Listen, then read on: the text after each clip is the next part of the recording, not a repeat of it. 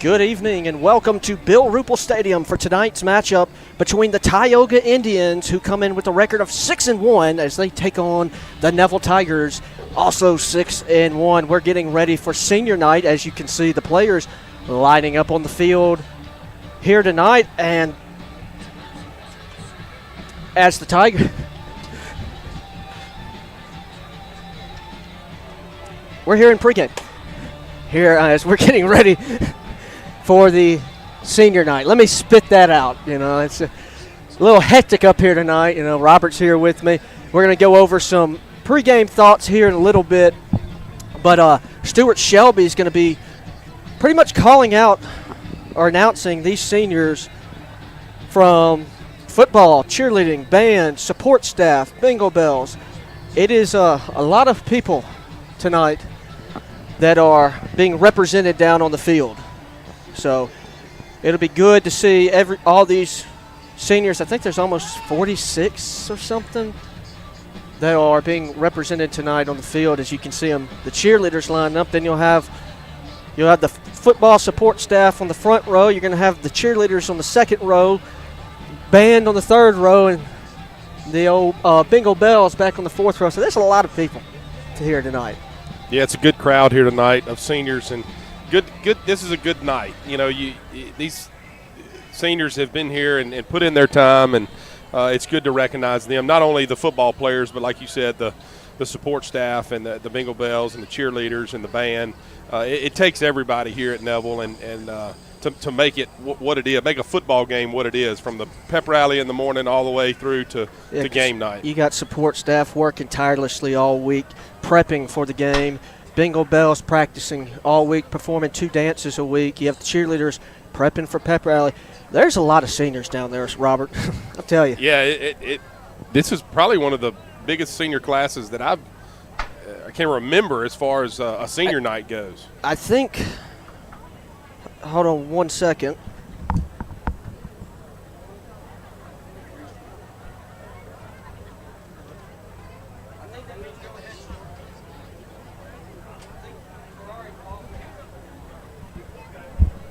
Yeah. As we're getting ready here, they're lining up the band as we speak. A lot of people out here. So they're supposed to start this here about 6:35 p.m. As you listening here right here on the network, watching on the network, listening on Sunny 98.3 as we prepare. And here is Stewart Shelby for senior night. Stadium on the campus of Neville High School. Tonight is the 2023 Senior Recognition Night. We'll be recognizing the seniors on the football team, varsity cheerleading, the band, and the bingo bells, as well as the football support staff. So please join me in honoring these seniors. Starting with football, number 0, Breland Robinson. Breland is undecided on his college plan. Now number 1, Tyler Dodson. Tyler is undecided on his college plan. Now number 6, Tytron Hanley. Tytron plans to attend Southern University.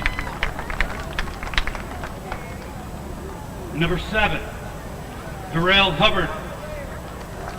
Darrell plans on attending LSU. Next is number 8, Tamarian Wade. Tamarian plans on attending Louisiana Tech or the University of Houston.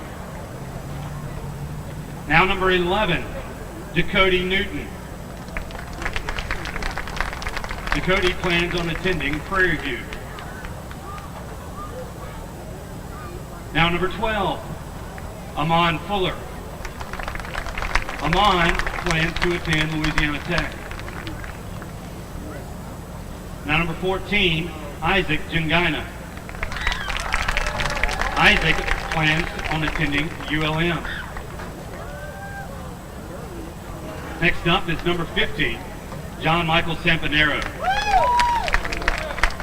John Michael is undecided on his college. Number 17, Sutton Lewis.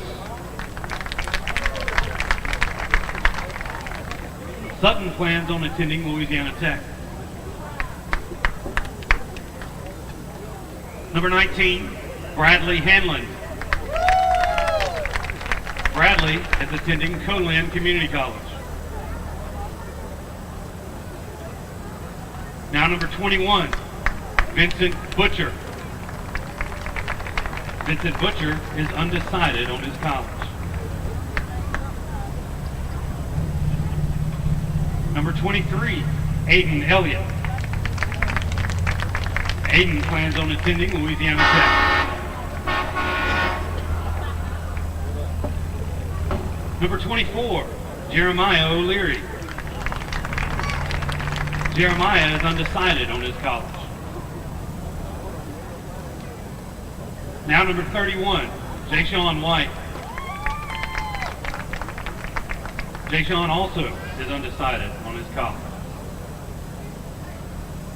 Now number 32, Jordan McLemore. Jordan plans on attending Texas Southern University. Now number 46, Truman McNabb. Truman plans on attending Louisiana Tech. Next up is number 47, Jake Deal. Jake is undecided on his college. Now number 59, Cameron Johnson. Cameron plans on attending LSU. Next is number 64, Taylor Quinn. Taylor Quinn is undecided on his college. Now number 85, Jalen Smith. Jalen plans on attending Louisiana Tech University. Next is number 90, Brandon Baker. Brandon plans on attending Texas Southern University.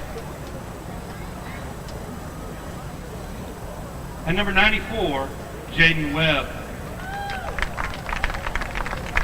Jaden plans on attending Texas Southern University. Now for the football support staff, seniors. First up is Drika Augustine. Drika plans on attending Grambling State University. Next is Michaela Campbell. Michaela plans on attending Southern University. Next up is JaCameron Dunn. JaCameron plans on attending the University of Arkansas. Next is Colin Dunn. Colin plans to enter the Army as a medic.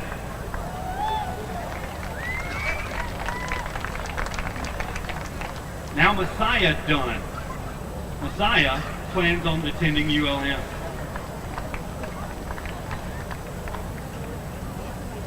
Nyla Johnson. Nyla plans on attending Southern University.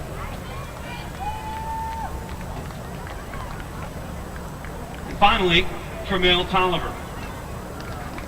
Tramel is undecided on his college choice.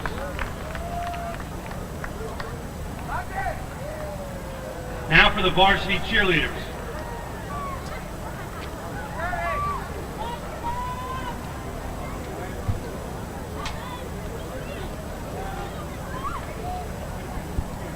All right, if you are here watching on the network, you're watching senior night. All right, with varsity cheer. So they're going over the Sam cheerleaders now for the Tigers. Sam if you're is listening on the undecided radio, on her college.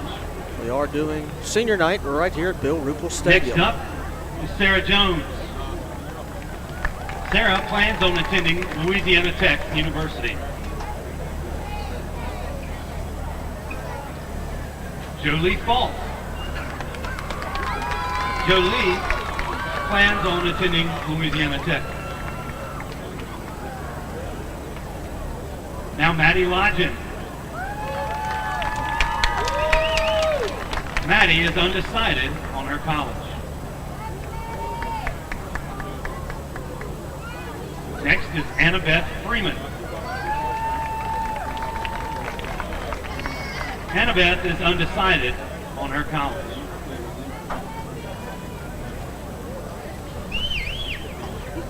And now Ellie Herndon. Ellie plans to attend LSU.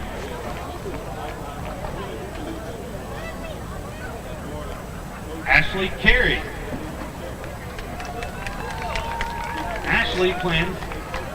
Ashley is undecided on her college plan. Next up is Ella McDuffie. Ella plans to attend Louisiana Tech. Now, Lainey Mercer. Lainey plans to attend LSU.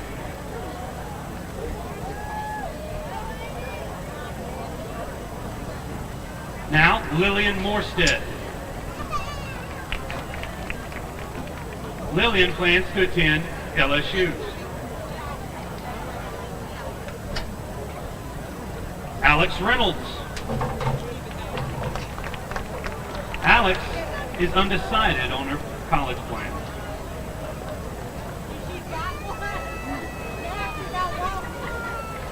Tabby Zampanero. Tabby plans to attend LSU.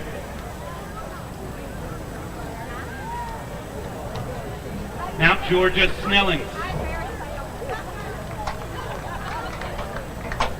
Georgia plans on attending Louisiana Tech. Next is Sarah Smith.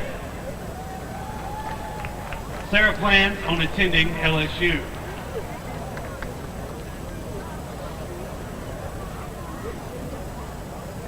Emmanuel Treadway.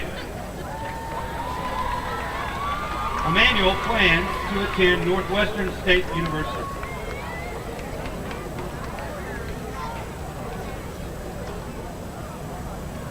And now for the senior members of the Neville Tiger Marching Band.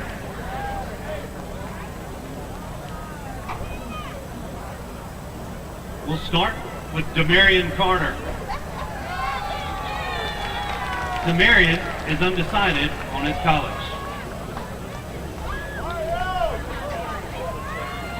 Now AJ Vaughn. AJ plans to enter the U.S. Marine Corps.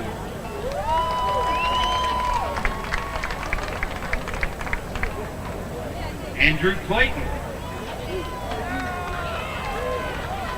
Andrew plans to attend ULM. Now Mael Wesley. Mael plans to attend the University of Louisiana, Lafayette. Next is John Patrick France. John Patrick is undecided on his college. Now, Chandler Johnson. Chandler plans to attend LSU Alexandria.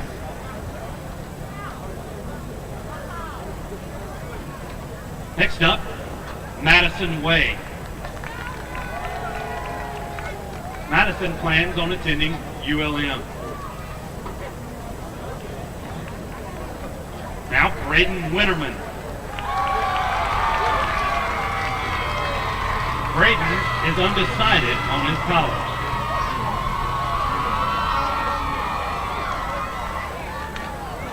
Finally, we have Noah Baham. Noah plans on attending ULM.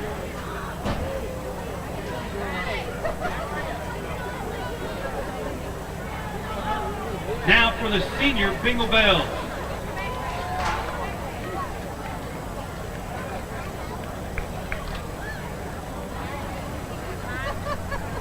First up, Cameron Burns. Cameron plans on attending LSU.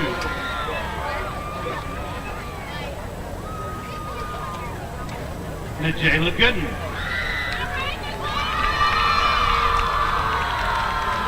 Najayla plans to attend the University of Louisiana, Lafayette. Next is Kayla Henderson. Kayla plans to attend LSU.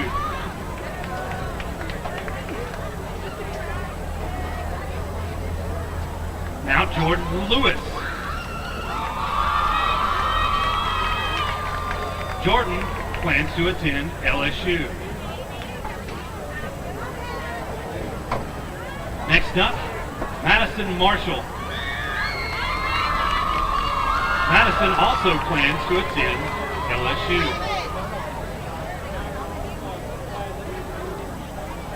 Mary Carter Shipp. Mary Carter plans to attend LSU.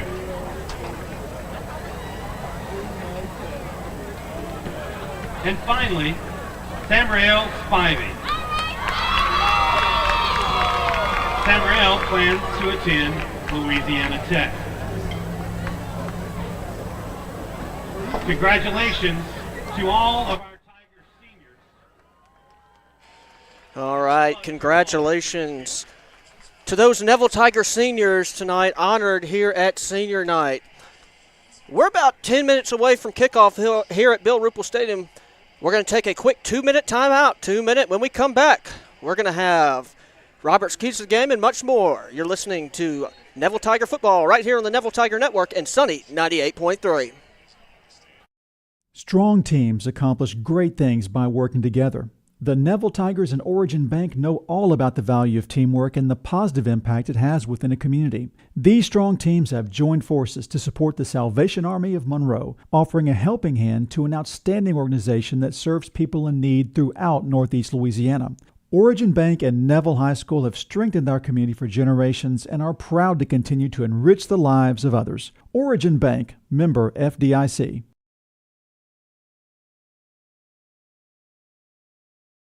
Truck accidents are different from car accidents. With trucks, you've got federal regulations that may apply all over the land. You need an attorney who's experienced in handling these cases, who knows all those federal laws, and has years of experience fighting for our clients. Whether you're dining in or grabbing to go, at Nukes, we love to share great food, to delight with new flavors, to celebrate every bite. Join us at Nukes Eatery.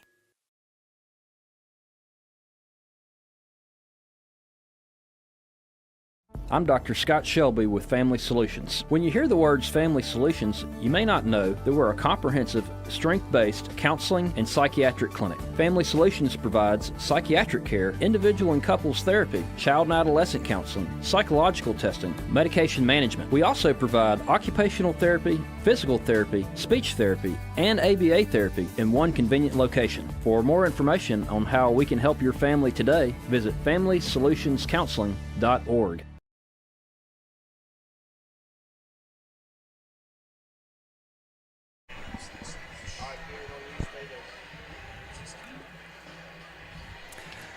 And welcome back, everybody, into pregame here at Bill Ruple Stadium. Stewart Shelby, Robert Lane, Tyler Flemister here to bring you tonight's action alongside Will Anders doing the pregame and halftime shows for you. We appreciate you all joining us here on senior night here at Neville High School. Always a special night. It's our 8th and final home game of the regular season. And you know, Robert, senior night's always a special night. You try to get – there's a lot of Tiger seniors that we have. We did the football team, the football support staff, the band, the varsity cheer, and the Bengals right here. So a lot of young men and women were acknowledged here pregame, but now it's about time for a little football game to break out.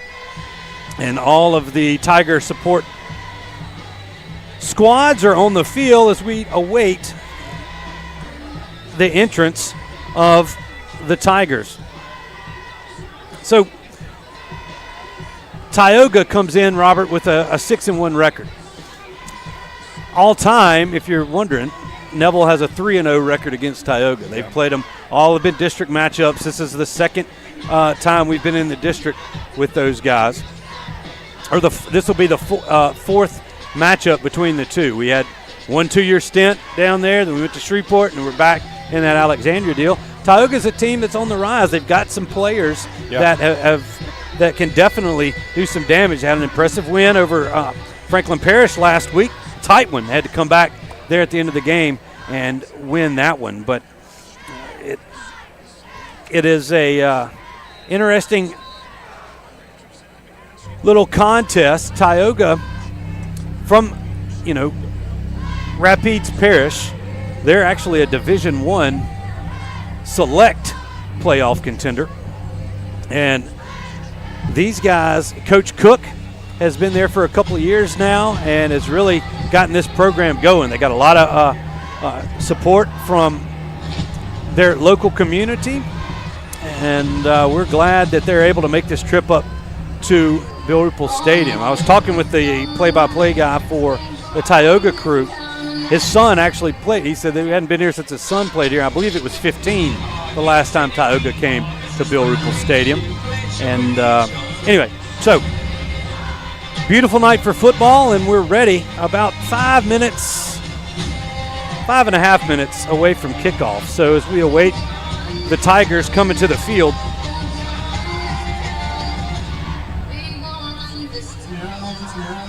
the smoke is bellowing out of the end zone, so it looks like it's imminent for the Tigers coming. And now they're holding them back like dogs down there, too. It looks like Neville's ready to play.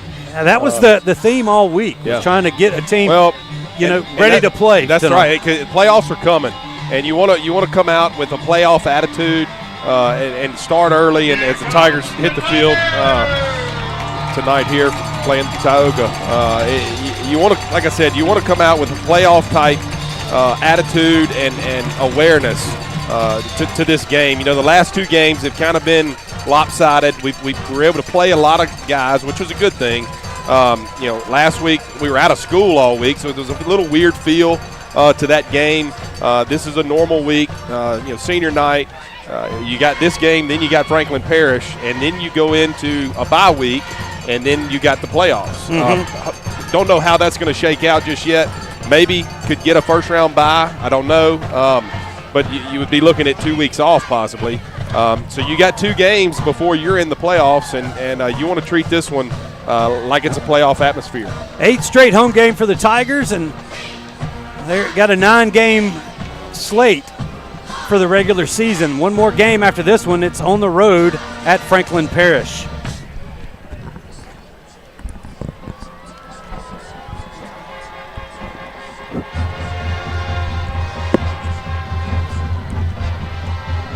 The Tioga band plays as they got the red smoke coming out of the north end zone as they take the field. We're just about ready for the coin toss, and as we mentioned in the pregame, Jason Ewing is on assignment in Baton Rouge, and Tyler Flemister is stepping in once again as the Marion State Bank sideline reporter. He'll have that coin toss for you. Captains for tonight. For the Tigers, it's number 0, Breland Robinson, and Sutton Lewis, number 17. For Tioga, as we look across the way, it looks like that's number 1, Jacorian Norris, and number 7, Gunnar Delaney.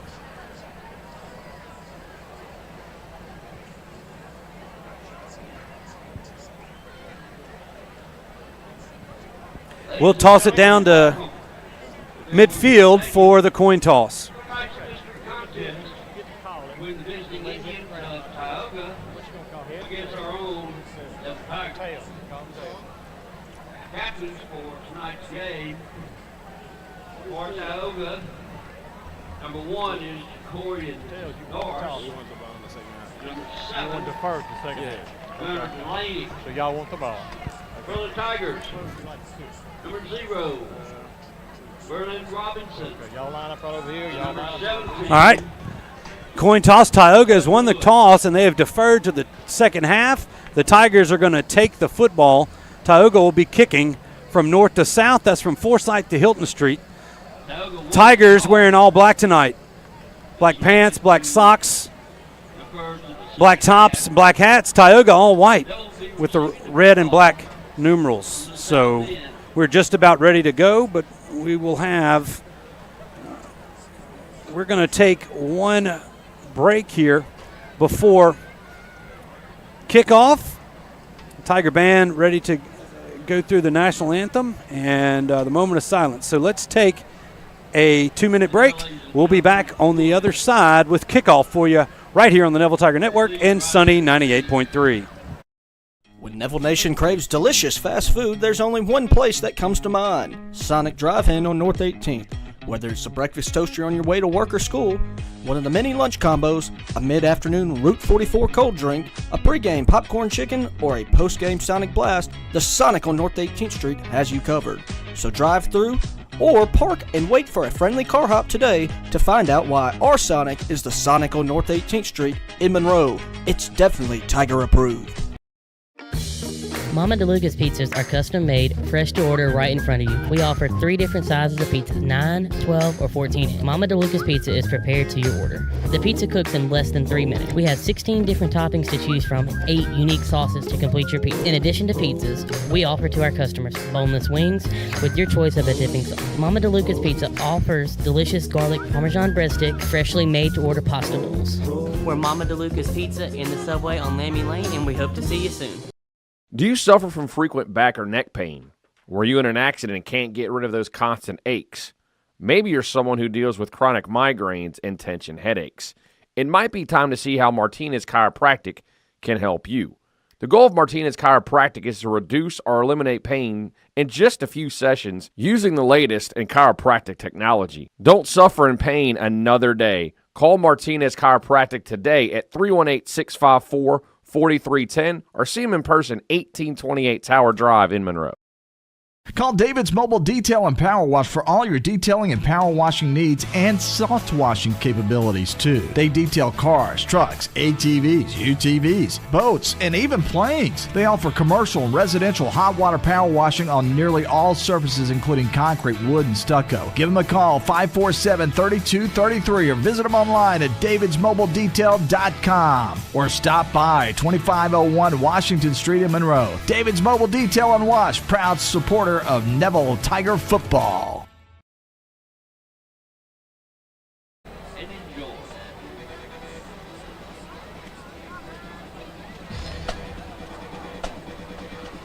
All right, welcome back. Just about set to kick it off here from Bill Ruple Stadium. Tioga versus Neville. Joining you from the Family Solutions broadcast booth here at the campus of Neville High School. Neville sending Caleb Vaughn, and it looks like, is that Jay-Sean back there? Yes, it is. Jay-Sean White set deep to receive for the Tigers. Number 16, Ethan Bridges, will be kicking off for Tioga. There's the whistle, and we are underway. Bridges' kick is going to be taken by Vaughn at around the 16-yard line. He moves to the near sideline, makes a move at the 25, and is taken down at the 27, and that's where the Tigers will start things off this evening. Robert, did you go over the keys of the game while I was doing the senior stuff? No, we were enjoying the senior moment down there, but tonight offensively, we've got to control the line of scrimmage and establish the run game early. We were able to do that the last 2 weeks. Got to do it again tonight against this Tioga defense. You can see they're pretty stout up front, so we'll see what we can do offensively here on this first drive. 4-man front for Tioga. Tigers have Amon Fuller, and that's Nichols in the backfield behind him. They're going to turn. There's the option pitch to Nichols. He's got a couple out to the 30, maybe the 31. Yeah, just ran the speed option there into the boundary. Had the numbers, but Tioga did a good job of reacting to it and forcing the short gain there on first down, bringing up looks like about 2nd and 7 here. 2nd and 7. Hey, everybody, tonight's first half is brought to you by Sleepy Hollow Furniture, the corner of 9th in Louisville in Monroe. Good to see Joe Tiffany Falk back getting around. Now, Fuller turns, hands it to Nichols. He's got room on the right side, cuts it upfield, out to the 34 he's going to go. Gain of about 4 on the play. It's going to be 3rd down and 3 for Neville here on their opening drive. Yeah, it looks like Neville's going fast here. Did a good job, got a good push. Thomas Campbell got a good block there as they hand the ball off here again on 3rd down. Looks like it's going to be close to a 1st down. Yep, that's Nichols on the right side. He's got 4. That's going to be a Sonic drive-in on North 18th Street 1st down, and the first for the Tigers as they go quick here. Running a little tempo. They're going to toss this one out to Jangina. He's got it upfield to the 45. A nice play call. Gain of 6 there on 1st down for the Tigers. They went trips to the field and through the bubble screen. Again, it's kind of the glorified halfback toss. You get the ball out on the perimeter, force them to have to defend the whole field. That's a great 1st down play, picking up about 6 yards there. All right, this time 2 receivers to the near side, 1 to the far. Tigers facing a 2nd down and 4 here. Bring Vaughn in motion. They're going to hand it to Nichols and kind of cut it in the middle. Not much room. He's going to get a yard, but that's going to be about it. Yeah, out to the 46. Nichols had a little lane to cut back right there. He danced around at the line of scrimmage, and we came off a block there, and Tioga made a good defensive play. Bringing up 3rd and short here. See what Neville's got up their sleeve here on this big 3rd down. Coach Tannehill wanted the Tigers to come out and take care of business early and set the tempo. That's right. They got a 3rd and about 3 right here. Same formation. They're going to pitch it out to Vaughn, and he's going to be wrapped up close to the line of scrimmage, and that's going to be it. Vaughn couldn't make that man miss. It was a nice open field tackle by the Tioga defender out there on the far side. And Tigers are going to maybe gain a yard, 4th down and 2. It looks like they may go for it. We had what we wanted. Yeah, we ran the option, pitched it. You got 1-on-1. The safety did a good job of coming down and making the tackle. We've got to make the guy miss and try to get the 1st down right there. I don't know if that's number 11 or number 12 over there on that far side. They hand this to Nichols. He gets it upfield, lowers his shoulder across the 50 out to the 49-yard line, maybe the 48. Nice, tough run for the Tiger running back right there. He gets the Sonic drive-in 1st down on 4th down. And really gutsy play call there. That's believing in your offensive line and your running back right there. Just handed the ball off, and Nichols did a good job of, like you said, lowering his shoulder and getting the 1st down to move the sticks. Tigers sent trips receivers to the field. They're going to swing it out to Vaughn, and it was just a little bit out in front of him. That's going to be incomplete. Yeah, we had pressure right there, and just got to make a better throw and try to hit Vaughn. We're trying to get it on the perimeter to our guys that can run. We had a play there. If we make a little better throw, it's going to bring up 2nd and 10 here for the Tigers. Same formation. Nichols remains the lone back in the Tiger backfield. There's Dumas. He makes a nice cut. It's hit at the 41-yard line, and he'll be down there, but a nice little forward pitch to Dumas, like a speed sweep to the near side. Sent him in motion and got it to him on the run. It's a forward pass, and Thomas Campbell made another good block, kicked his guy out, and Dumas was able to get upfield for a nice gain there to bring up 3rd and long. And I don't know if you've noticed, but the safeties are playing. They're cheating up, way up. They're in the run game, so this may be a time to go play action and try to take a shot. You're in 4-down territory. You just went forward on the 50, so you got to expect them to go for it again on 4th down. So it'd be a good time to take a shot. 3rd and 3 for the Tigers from the Tioga 41. Fuller flushed out of the pocket. He's got Campbell in the middle of the field. Nice catch right there. He takes a shoulder from the safety, Norris, at around the 30-yard line, but a nice job by Fuller buying some time, finds his tight end, and that's another Tiger 1st down. Fuller got flushed from the pocket and was able to find Thomas there over the middle there for a nice gain, and again, convert another third down to move the chains. Really nice drive so far for this Tiger offense. They're executing, they're staying on course, and moving the sticks. Tigers got the opening kickoff, and they still have the football in this opening possession. 7:15 to go here in this first quarter. Still no score here from Bill Ruple. Forward pitch this time to Vaughn. Does he get to the corner? No, he tried to. Not a chance to make a block right there, and he didn't get it. He's going to lose a yard. That's going to be 2nd down and 11 as Vaughn comes off after taking that hit. Yeah, and Vaughn tried to stretch it to the sideline. Thomas did a good job of kicking his guy out. Tioga player did a good job of forcing the ball to the outside to his guys, and we missed the cutback lane right there. All right, 2nd and 11 for Neville. Hand it to Nichols. He's got a couple, but that's it. Number 17, Joshua Lloyd on the stop for Tioga. It's going to make it 3rd down and long. That's 3rd down and 9 for the Tigers. Yeah, and again, in the run game, they've got the guys. They're walked up. The safeties are walked up. They're coming downhill. It looks like we've got is that Reitzel. Nichols is coming out? Yeah. Reitzel going to replace Nichols. Calling timeout. Now Coach Tannehill wants to call timeout and talk about it. Okay, timeout on the field. We'll take one, too. 5:56 remaining here in the first. No score from Bill Ruple Stadium. We'll be back in 30 seconds. At Marion State Bank, we're not just a bank. We're your neighbors, your friends, and part of your community. With branches in Marion, Farmerville, Sterlington, Drew, and soon to be West Monroe, we're excited to be growing alongside you. Whether it's opening that first savings account, buying a home, or planning for the future, we're here to guide you every step of the way. Don't forget about MSB Mortgage in Monroe. I'm Robert Lane. And I'm Ben Jones with Marion State Bank. And we live where you live. Marion State Bank, member FDIC and Equal Housing Lender.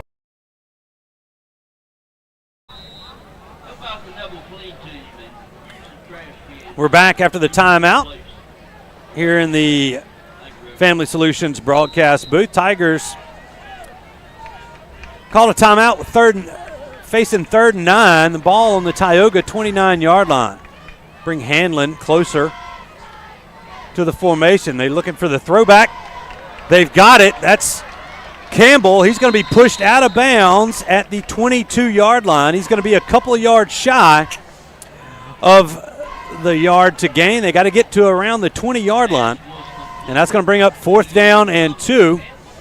The Tigers offense is going to stay out there. And it's unfortunate. The chains are on the other side, and there's no marker on this sideline, so you don't know exactly where you need to get. And I don't know if Thomas wouldn't have been able to get it even if he was on the side that the chains were, but it'd been nice to get the 1st down there. Going to create us to have to go for it again here on 4th down. Clock stopped with 5:47 remaining in the first. They bring Hanlon across the formation. They turn. They hand it to Nichols, and a nice job of reaching for the 1st down, and I believe he's got it. That's going to be a Sonic drive-in on North 18th. 1st down, the second one on a 4th down conversion. And Nichols, this drive, he did a good job. He reached the ball across like he was reaching for the goal line. Because he was met right at the yard to gain and reached the ball across as he was going down to convert on 4th down and get us a new set of downs here on the 20-yard line here for the Tigers. Tigers have had it almost 7 minutes here in the first quarter. Fuller, play action, rolls to his right, getting chased. Can't get rid of it. He's sacked for a big loss. Caleb Andrus, the talented linebacker for Tioga with the sack. That's going to be all the way back to the 28-yard line. Loss of 8 on the play. It'll be 2nd down and 18. Yeah, we went play action and tried to move the pocket, and it just took too long. They ran a backer through, and he made a tackle. We've got to get the ball out and just throw that away. Yeah. You can't take a sack right there. Fuller looking to pass again. They throw it back to Hanlon. He's trying to work his way upfield. He gets almost all those yards back, gets 6 of the 8 back. It's going to be 3rd down and 12 for the Tigers. Yeah, so 3rd and 12. You know, you're in field goal range. We've seen our kicker Jake Deal. He's got the leg. He's got the leg to do it. So you know, right here you want to try to call a play to. Obviously, you want to try to get the first down. Yeah. But get some more yardage. Get some more yardage. Make the field goal to an easier kick. Or do you contemplate going for it? If you make it to where it's 3rd and 2, or 4th and 2, then you may contemplate going for it. They stack receivers to the right side. Fuller once again back to pass, got time, throws it to the end zone, and Hanley can't come up with it. Looks like he kind of got his feet crossed up as he was reaching for that ball. It floated on him a little bit, and he couldn't make the catch. But he was open. It was a decent throw, and one probably Bradley would love to have back. You see they ran double post, and Bradley he ran a great route, and you can see it was a great throw. He's got to come up with that ball there for a touchdown. That would have been a huge play, and just didn't quite get it done. But we're going to bring on the field goal team here, try to get 3 points after a great drive. A nice drive. 8 minute, 14 seconds to this point. Tee's placed at the 29. This will be a 39-yard attempt. There's the kick from Deal. It is up, and it's good. A 39-yard field goal gets the Tigers on the board, 3-0. 3:40 to go in the first. We'll be back in 30 seconds with more Neville Tiger football. Strong teams accomplish great things by working together. The Neville Tigers and Origin Bank know all about the value of teamwork and the positive impact it has within a community. These strong teams have joined forces to support the Salvation Army of Monroe, offering a helping hand to an outstanding organization that serves people in need throughout Northeast Louisiana. Origin Bank and Neville High School have strengthened our community for generations and are proud to continue to enrich the lives of others. Origin Bank, member FDIC.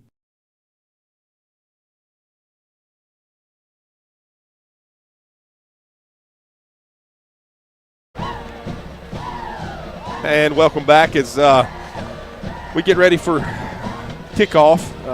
3:40 remaining here in the first quarter after a nice drive by the Tigers. Finishing the drive with a made field goal there by Jake Deal to put 3 points on the board. As Jake is being set to kick this ball off to Tyoga.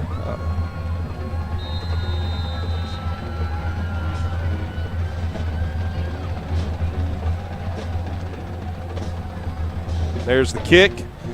Booted down to about the 5-yard line as the returner for Tioga is going to take it. Number 1. Looks like the Neville defender is going to trip him up. No, he breaks free.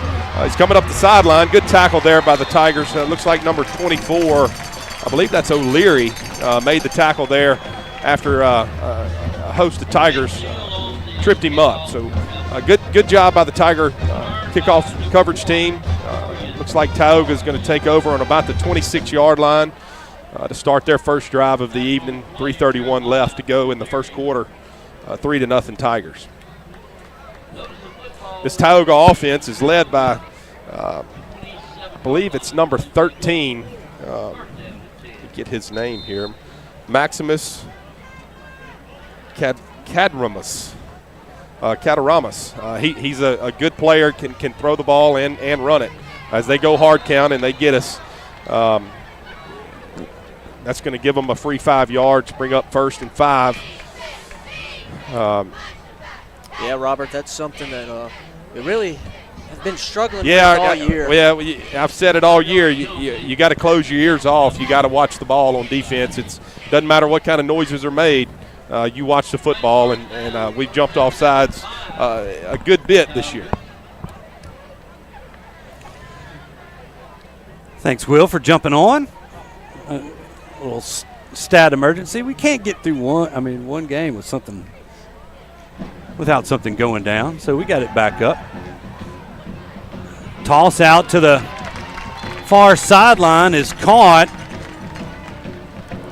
That was 17. Is that Lloyd? That's Sutton Lewis. Oh, yeah, made the tackle. Our guy Sutton Lewis made the tackle. Their guy was number 17. Quarterback as well. Case Malin. Yeah, is it 15? Case Malone? Malone. Yeah. I was looking at it. It looked like number 13, but it's 15. That's 15. That's Malone. Yeah. Couple of yards shy of the yard to gain. 2nd down and 2 now for Tioga.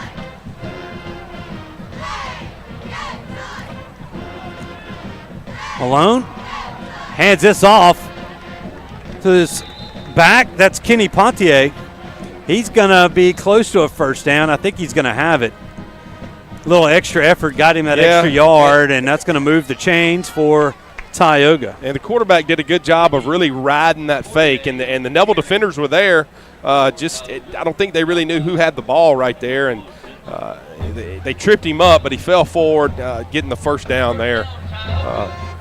We'll see what Tioga has up their sleeve here on first down as they just move the chains. All right, 1st and 10, Tioga. 2 receivers to the far side. 1 to the near. They're going to turn, hand it again to Pontier. I got to be saying, that can't be right. Kenny Pontier. That's how I'm going to say it. Yeah. He's going to lose a yard on that one. 2nd down and 11 coming up.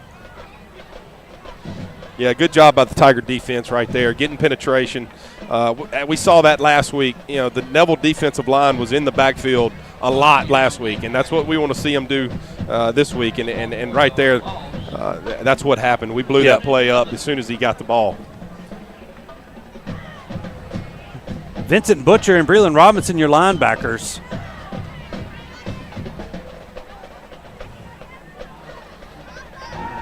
Now Malone back to pass. He throws it, and it's high and incomplete. He was looking. He had 2 receivers virtually in the same spot. That was number 14, Kervin Johnson, and then 17, Lloyd.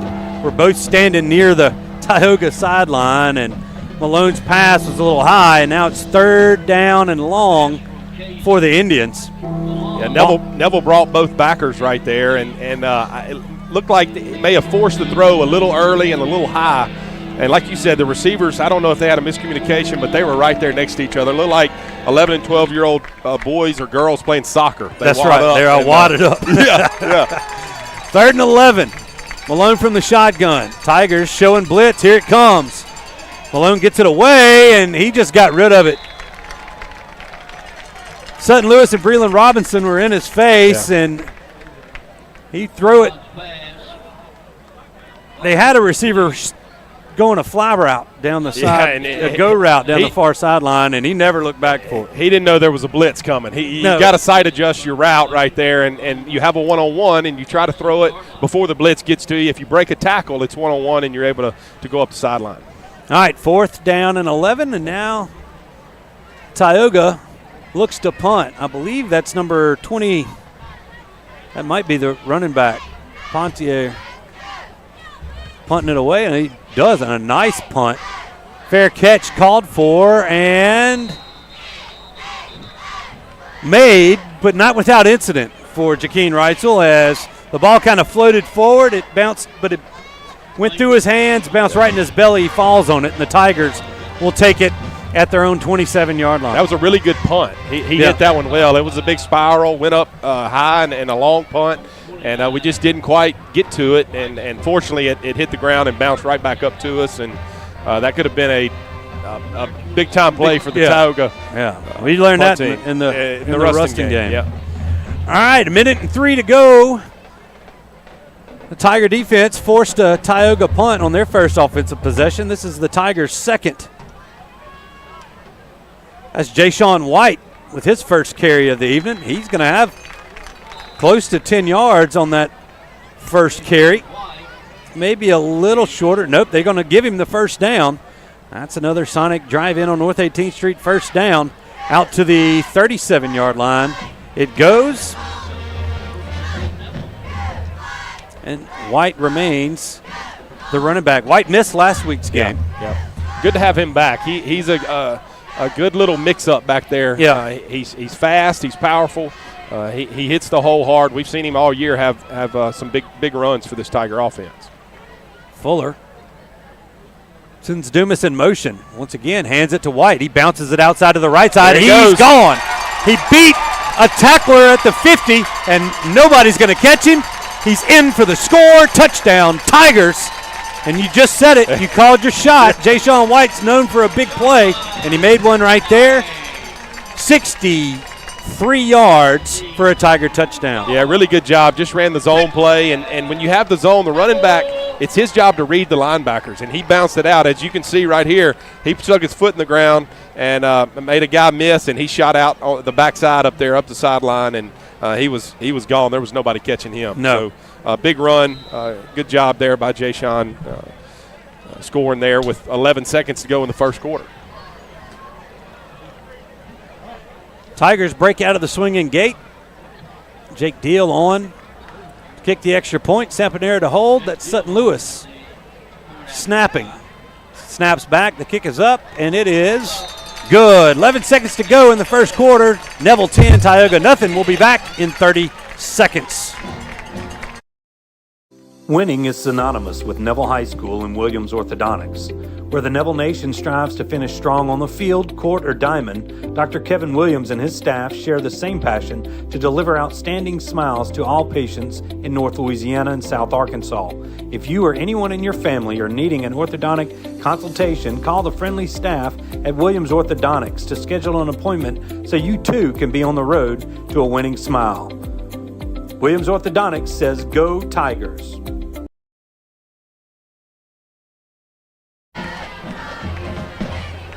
As we take a look at the student section, and the Bengals there in the north end zone, they're fired up, especially after that two-play touchdown drive.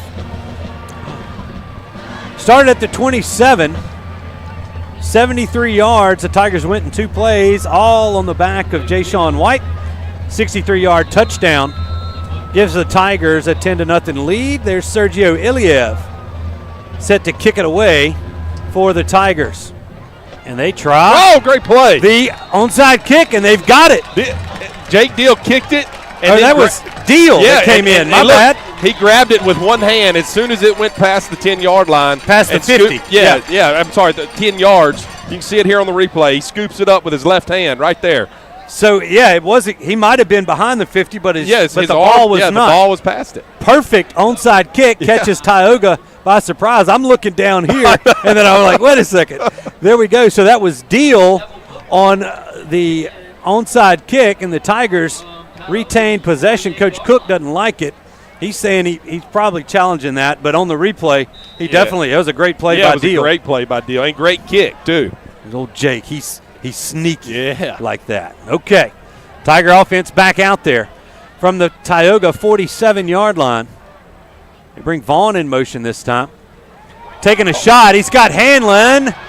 Goes up and gets it at the 20 and makes the catch. And that's what I was talking about. I was telling you in the break. Their safeties are playing up. We went play action right there. Creates a one-on-one. There's nobody over the top. You just got to throw it up to him. As you can see right here, there's nobody coming over the top.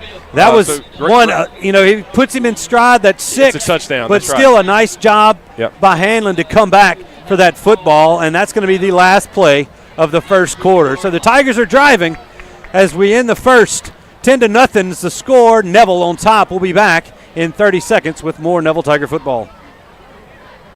It's tough being the king of the jungle. You need the best fitness gear to stay on top of your game week in and week out. That's why Shasta only knows one place to shop. Fleet Feet on Forsyth and Monroe. Shasta knows that the staff at Fleet Feet can outfit you from head to toe in the latest and greatest brands. Shoes by Hoka, On Cloud, New Balance, Brooks and more. Socks by Belega and Features. Apparel from Lululemon, Biore, Brooks, and Chicken Legs will keep you feeling great while you're staying in shape. So, be like Shasta, stay fit, look cool, and shop local. Stop by Fleet Feet today. Hey, welcome back as the Tigers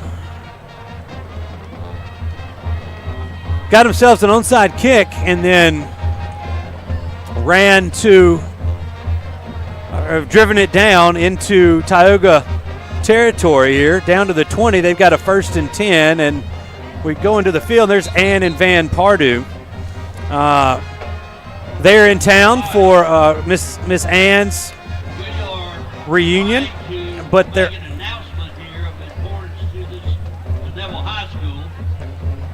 so Miss Ann, a 1968 graduate of Neville, and her husband Van are starting a scholarship in honor of their son Vince, who passed away last year. And there's ways to donate to that. You can contact the Napa office and it's going to be a nice scholarship in honor their son, a former quarterback here. Yeah, he was a great one. He was a good one. He really was. He exemplified what Neville was all about, and he was the quarterback here before I got here, the year before I got here, and he was a senior, and he was one that I watched and wanted to try to be like growing up. He was tough, and again, he was a Neville Tiger. Yep, it definitely was. All right, so we are about to reset all of this, and it's just as the Neville PA announcer, Ronnie Shelby, is making this presentation. Welcome back, guys. Thank you very much. Now the presentation is over. Nice job from Coach Tannehill. And Miss Ann, she's always she was my math teacher when I was here. yes. But good to see them. We'll get an interview with them here in a little bit, maybe with Tyler, if he can grab them. But first, back to football here. Amon Fuller.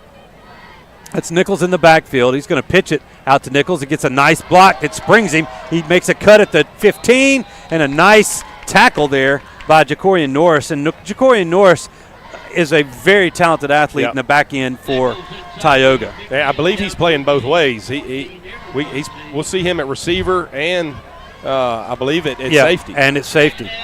Quick throw out there to Jangina. And it's kind of slow developing after he got the football. He's going to have no gain on the play as Campbell was out there blocking, but one of the defensive backs that came up was able to make the tackle. Yeah, it looks like the safety came down and made the play. You create a one-on-one right there. You got to make him miss. If you do and you got blocking on the outside, you're able to make it into a good play. We just didn't quite make the guy miss. Brings up third and medium here, third and about 5. Ball's placed at the 14-yard line of Tioga. Might be the 13 from this angle. Either way. They're going to hand this one. That's Nichols. Makes a cut. It looks like if he'd have been a little bit more decisive on that cut, he'd have gotten the end zone, but instead he's tackled at the 1. The Tigers first and goal from the 1. And that's a good run. Just ran the outside zone there, and Nichols stretched it, and our angle looked a little better maybe than what his angle looked like on the field, but it brings up first and goal. They're going to hand it to Nichols, and he cuts back to the right side, extends the football, and he's in for the score. Touchdown, Tigers. Nichols gets his first touchdown of the evening. Well, a nice drive set up by that onside kick. Tigers drove it right down there, get 6 points.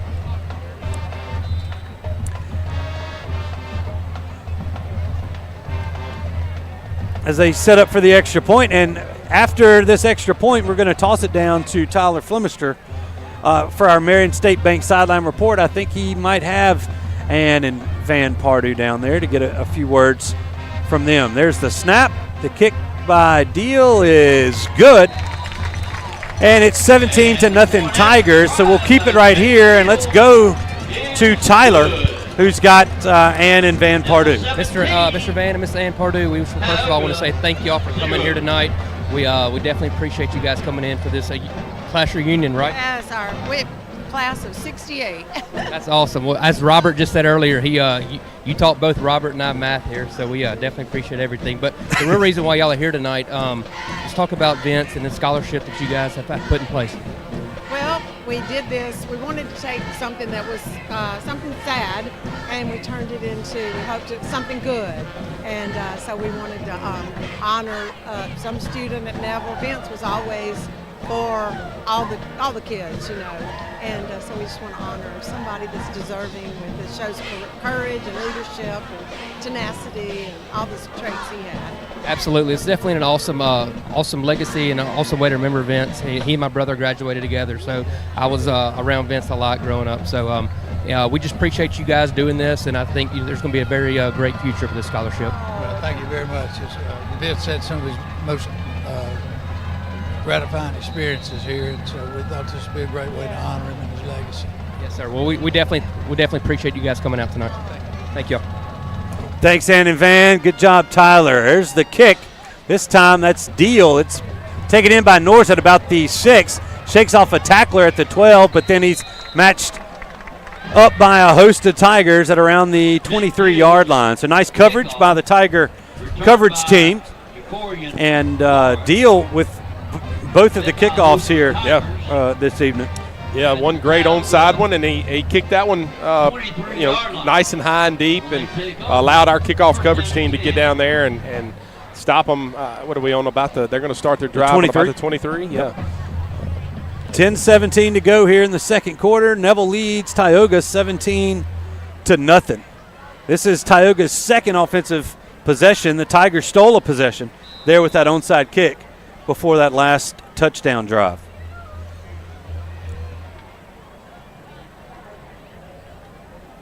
Well, there's Malone. He puts a man in motion.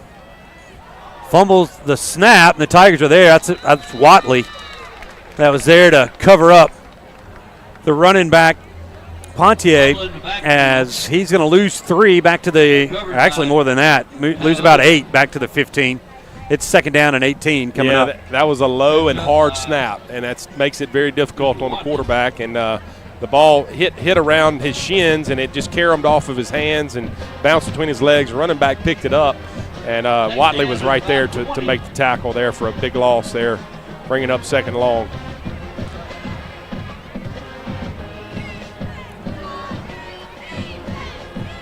There's Malone. Has it. Looks to throw. Got a man on the right side. It's dropped. Isles had it.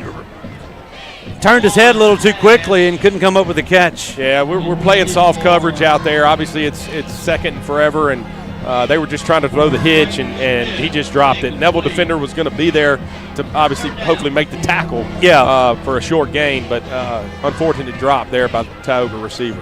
Now 3rd and 18. Facing the Indians from Tioga.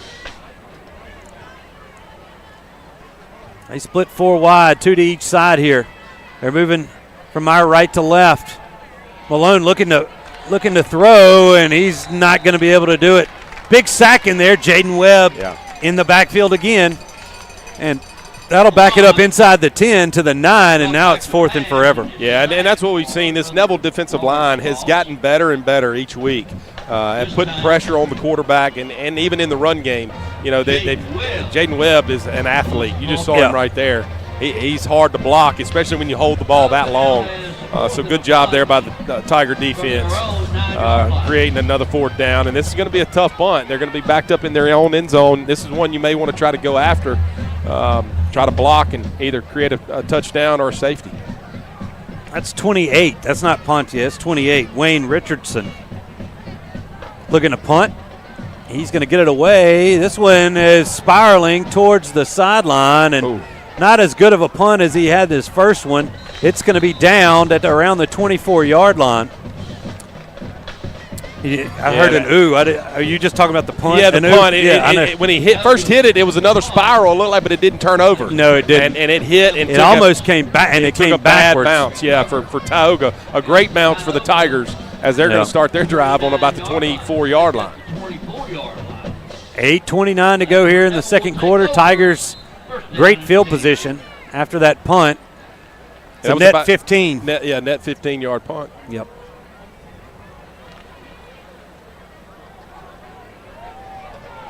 I had a good time talking with the Tioga broadcasters, Chuck and Billy coming over, getting their streaming deal going. Glad they're able to do their broadcast for the Tioga deal. There's Sampanera in at quarterback looking to throw, and there's Vaughn. He cuts it back across. He's going to outrun a tackler at the 5, and he's in for the score.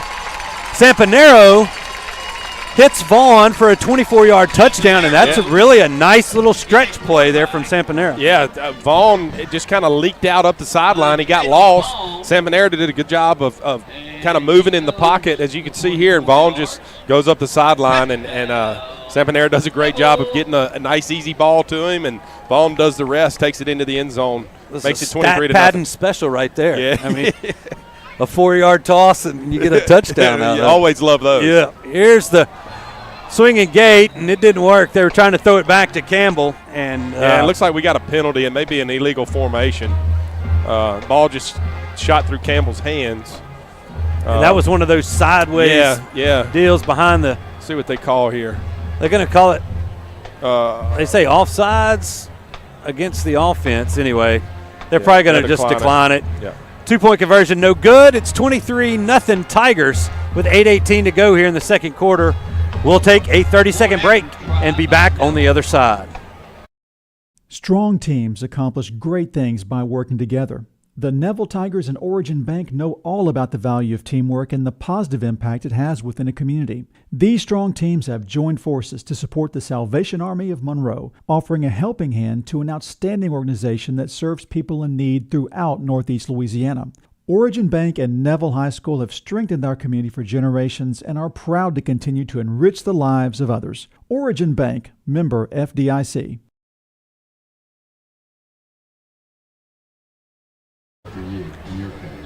And we return to the Family Solutions broadcast booth. They're still discussing a few things down there on the field. Let's check in with Tyler Flemister, our Marion State Bank sideline reporter. What's going on, Tyler?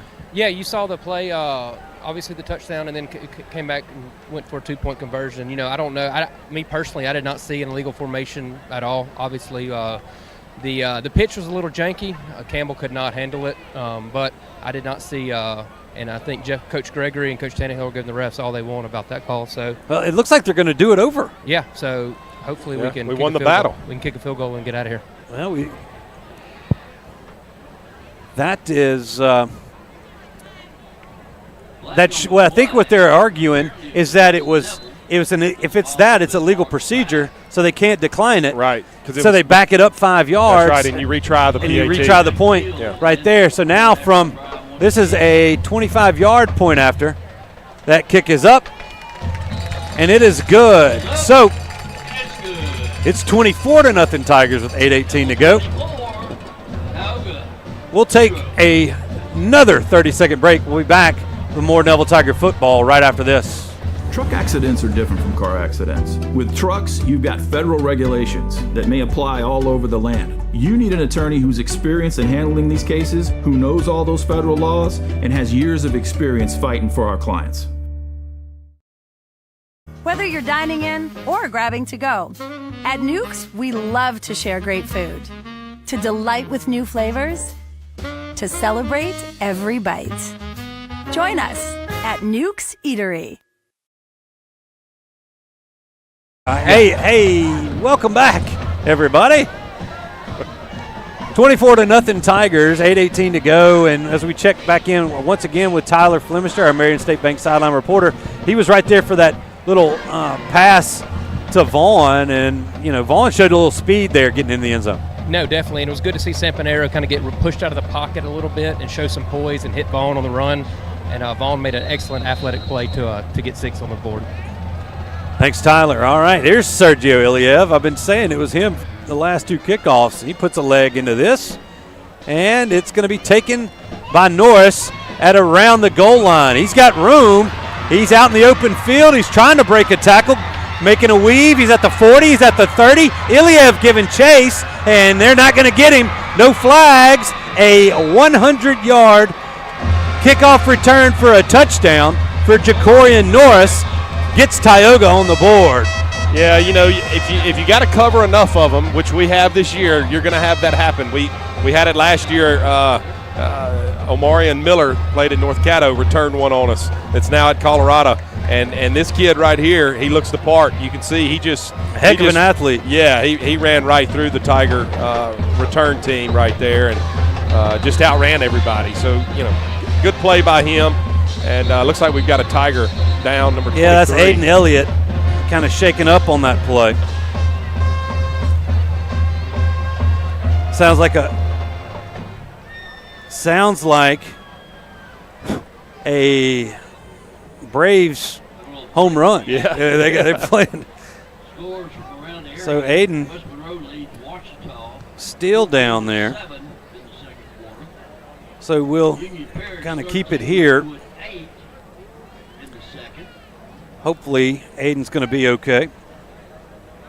Oak Grove 21, Madison 0. As we do it, we'll give you a couple of scores from around the area. Union leads Richwood 13-8. That's in the second. West Monroe leads Ouachita 14-7. That just started the second quarter. Oak Grove leads Madison 21-0. Last score, I had St. Fred's leading John Paul the first, 7-0.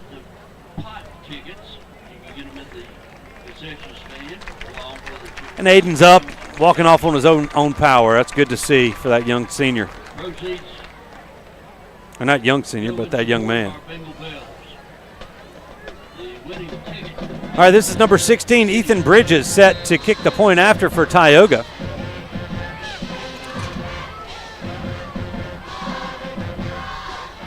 His kick is up, and it's good. 8:03 to go. Tioga's on the board. It is 24-7 in favor of the Tigers. We'll be back in 30 seconds with more Neville Tiger football.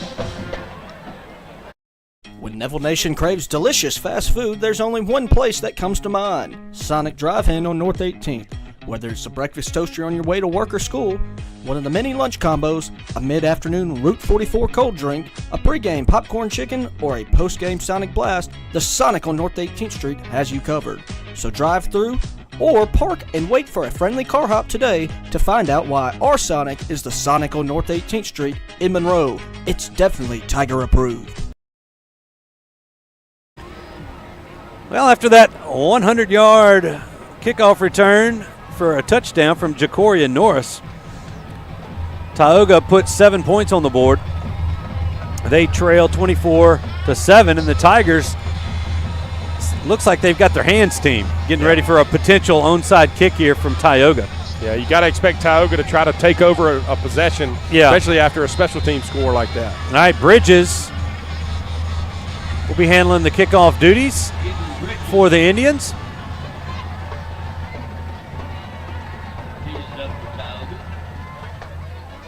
No onside kick. This is going to be taken in by Tamarian Wade at the 5. He's got a lane there on the left side, hits it, and is going to be brought down after a nice return at around the 35-yard line. So nice job, and there's a Tiger down. A Tioga Indian lost his helmet. That's Pontier. I don't know. Is that number 80? That might be Eli Day down on that deal. And I didn't see it. I don't know if we've got it on the replay here. We look at the Parker Alexander attorney's replay here. Eli's blocking out in front of this thing. And, yeah, he got rolled up. That was Pontier who came through there. Pontier lost his helmet, and now Coach J.D. Donovan out there to check on Eli. And look, while we have a moment, I was told the class of 1988 is here for, what does that make there, 35th class reunion. But anyway, one of their classmates and a mother of 2 Neville Tigers, Missy McNabb, was diagnosed with an incurable blood disorder and chronic cancer 12 years ago. And on July 7th, she learned her condition had worsened, so she returned to MD Anderson on July 11th and began chemo to stop the aggressive cancer progression. This Sunday, Missy was admitted to the hospital and to receive her heavy chemo to prepare for a bone marrow transplant on November the 6th. And then she'll be in isolation for 5 weeks. It is tough having to go down to MD Anderson, run a household, and all your expenses. So there are some GoFundMes out there. Also, you can make a deposit directly at First Horizon Bank. And then there's some Venmo. We're going to post all this on our social media pages here after the game, but be on the lookout for that. And at the very least, support the McNabb family with your prayers. They'll be greatly appreciated. Okay, looks like Eli Day was just shaken up on the play. He's walking off under his own power, so that's good to see. And the Tiger offense is back out there. John Michael Sampanero out for his second series of work. Jay Sean White in the backfield with him. Offense on the on the field.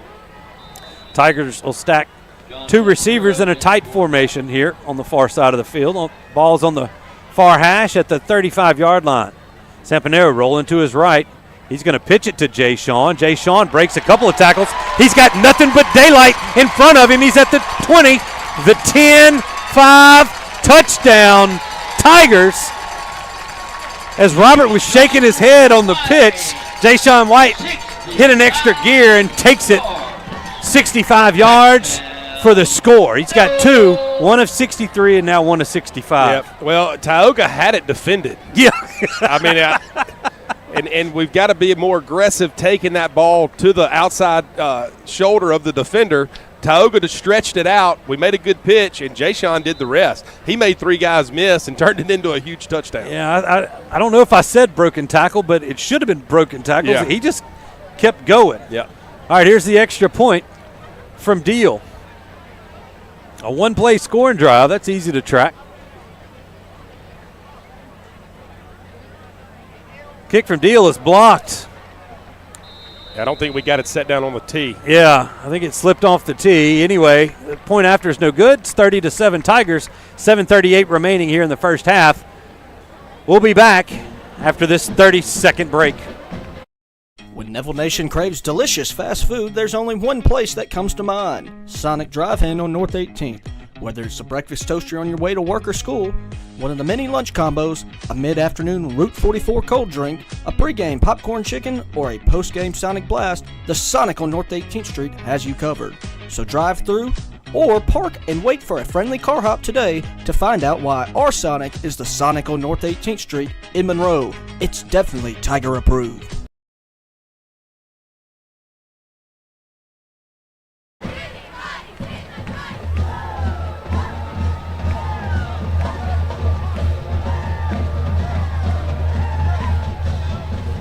Welcome back, everybody, to the Family Solutions broadcast booth.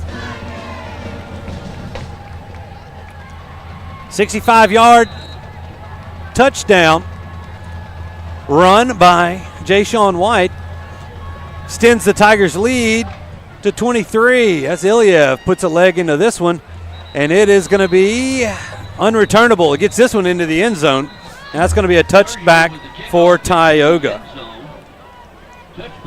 Yeah, it's always nice when you can kick the ball in the end zone. Again, that's a play you do not have to defend. And as you can see, last kickoff where they returned it for a touchdown, when you have a guy like that. A yard can make a big difference. Yeah, and you got a guy like that that's a good athlete and can make big plays. It could be a difference in a game. All right, Tiger defense back out there. Only points coming on that touchdown return or kickoff return there from Tyoga, and it's offensively. We'll check the stats here. Presented by NetTech here at halftime. Keegan Carlson and crew down there. Jay Traylor's on assignment. I believe he might be in New Orleans. There's Malone. He's going to hand it off to Pontier, and he's not got much room as he might have a yard out to the 21, and it's going to be 2nd down and 9. Coming up at halftime, we'll have the Tiger Spirit groups, the Bengal Bells. We'll have the band, as well as another edition of Tiger Beat from the Neville Speech and Communications Department. Scores from around the area and also stats. It's the halftime show presented by Martinez Chiropractic featuring Will Anders. We'll have that both here on the network and on Sunday 98.3, so get ready for that. There's a tackle for loss there. Looks like Brody Watley is in there. Breland Robinson as well. That's going to lose the yard they gained on the last play. 3rd down and 10 now for Tyoga. Yeah, and again, the defensive line is doing a great job of winning the line of scrimmage, especially in the running game. Tyoga has not had much offense tonight. I don't know. They may be negative yardage. I think they've probably after they had a couple of losses. Had it might big be losses last drive. Damn, we're going to check Keegan's pencil over there. Make sure he's got all these stats going. Tigers showing blitz. Here it comes. Sutton Lewis has it, and Malone just had to get rid of it. Closest receiver was Ryan Reeves, and it never had a chance of being complete. Yeah. Tigers bringing blitz on 3rd and long, and Malone just got rid of it. Yeah, and Sutton did a good job, able to make the hit on the quarterback as he was releasing it to force the bad throw, as you can see on the replay there. And when you got a free guy coming like that, and you're looking at receivers' backs at their head, it's not a good feeling. So, good job by the Tiger defense forcing another 4th down, and looks to be a punt here. It is. Who did I say that was? 28, Wayne Richardson. Set to punt it away. His heels are at the 5. High snap, but he's got it. He gets this kick away. It's another. This one's end over end. Takes a nice Tioga roll. And they're going to down it inside the Tiger 40 at the 38-yard line. So much better punt this time from Richardson. Flips the field a little bit, and the Tigers will have 62 yards to go with 5:52 remaining here in this first half, leading 30-7. Yeah, the first quarter flew by. Neville had the long extended drive to start the game. Yeah. Scored 3 points.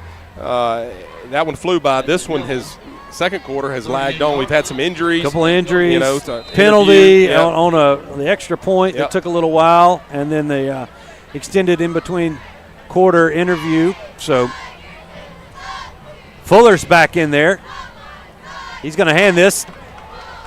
That's Jakeen, and he takes a shot at about the 48-yard line. He's going to have enough for a Tiger first down. There's a little jawing after that, and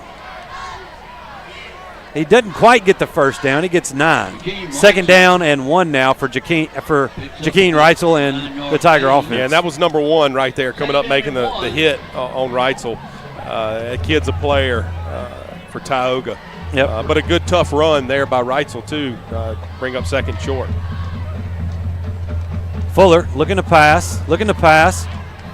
He's going to have to pull it down. He just didn't get rid of it. Took the sack all the way back to the 41. Kind of dancing around in that pocket. The Tigers had a bunch of receivers there to the far side, and it was nobody. It was kind of jumbled from the get-go. Yeah, we're trying to throw the quick game, and you got to get the ball out because there's nothing else you can do in quick game. When you're trying to throw quick routes to get the first down. It looked like we're just trying to throw a stick route, and Campbell was releasing up the middle, and they covered him. So you just got to throw it away. After the loss of 6 on the play, 3rd down and 7 now for the Tigers. Fuller looking to pass, got time, overthrows Hanlon, who would have had the first down and a lot more as that ball sailed on him. And for the first time tonight, the Tigers are going to have to send out the punt team. And if he hits Hanlon in the numbers right there, Hanlon's going to be able to go up the other sideline. Big gain at the very least. He was wide open, and Fuller just dropped his elbow just a hair, and the nose of the football was up, and overthrew him just by a little bit. So unfortunate break there for the Tigers. Jake Deal set to punt it away from his 26. Angles this one towards the right hash. Norris is going to take it and be tackled right there. Nice coverage from the Tigers special teams right there. Not allowing a return. It's going to be downed at the 15-yard line. A nice punt from Deal, allowing his coverage team to get down there in position to make the play. Hang time matters, and Jake hit a really nice punt right there, as you can see, and allowed our guys to get down there to defend Norris there, who's been their playmaker on both sides of the ball. Brock Reichart and Richard White on the stop for the Tigers. And Tigers send their defense back out there. Tioga has it at their own 15 with 4:42 to go. And one thing Tioga does, they take a little time on that sideline coming out on a change of possession. Yeah.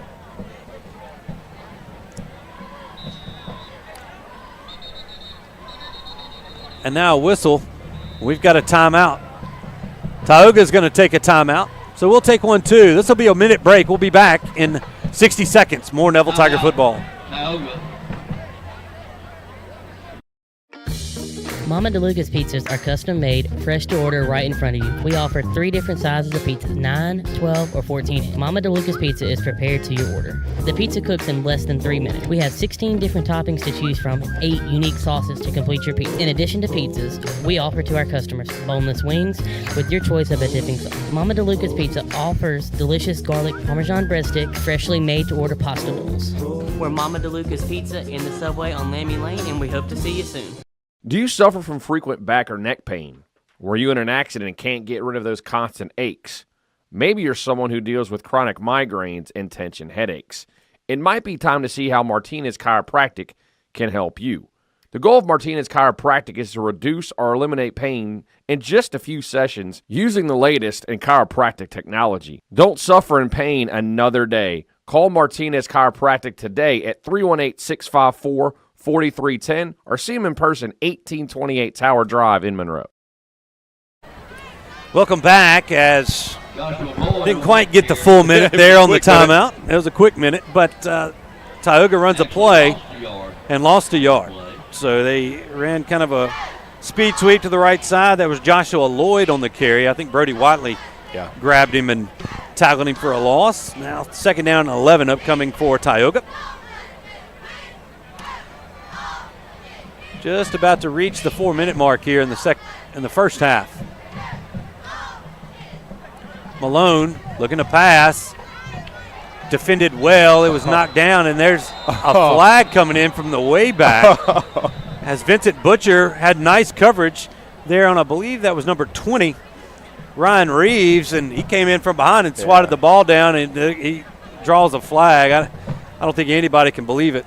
No, I'm sure Coach Collins is pleased at that. He was almost as far as we are from that play and threw it.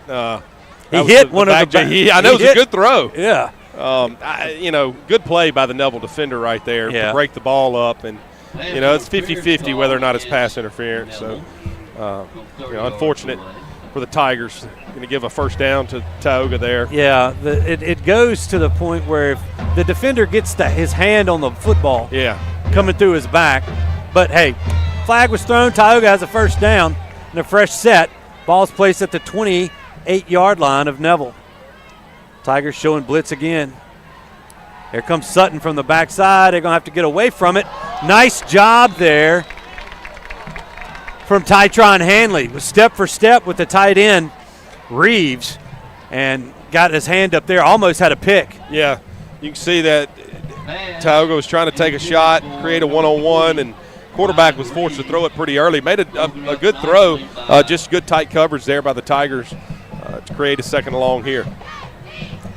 Hanley has played well for the Tigers all year. Yeah, he has. And that time not getting fooled by that releasing tight end. That's right. All right, 2nd down and 10 now for Tioga. Malone going to keep it himself. That was a mistake. Vincent Butcher comes in to clean it up. I think he's going to lose a yard. Back to the 27. It's going to be 3rd down and 11. Yeah, and you got to compliment Coach Collins and this defensive staff. They do such a good job of coaching these guys up each week. Yeah. You can see it, how fast this Neville defense plays. The key to playing fast is knowing what to do, and that comes during the week of preparation, and Coach Collins obviously has done a great job with this defense this year.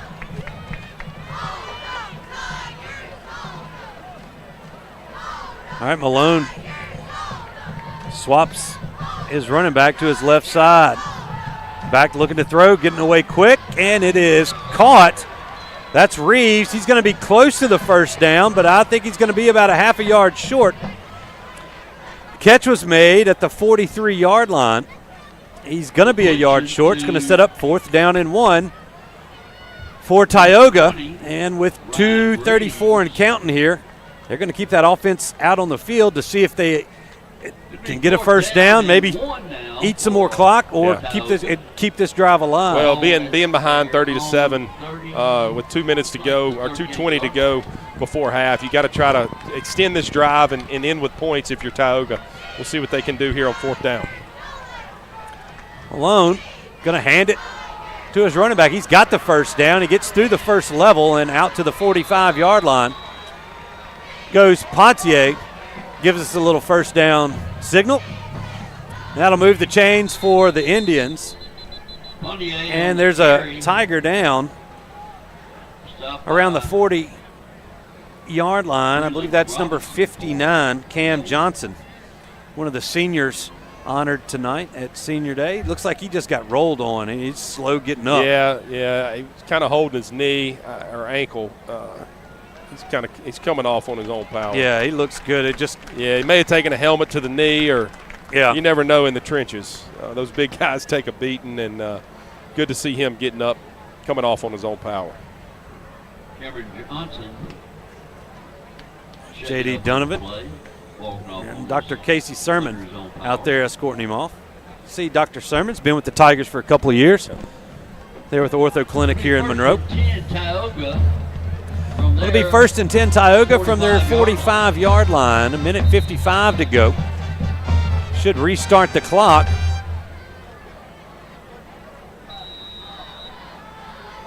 They've started the play clock. Well, the injury, they're not going to start the clock here.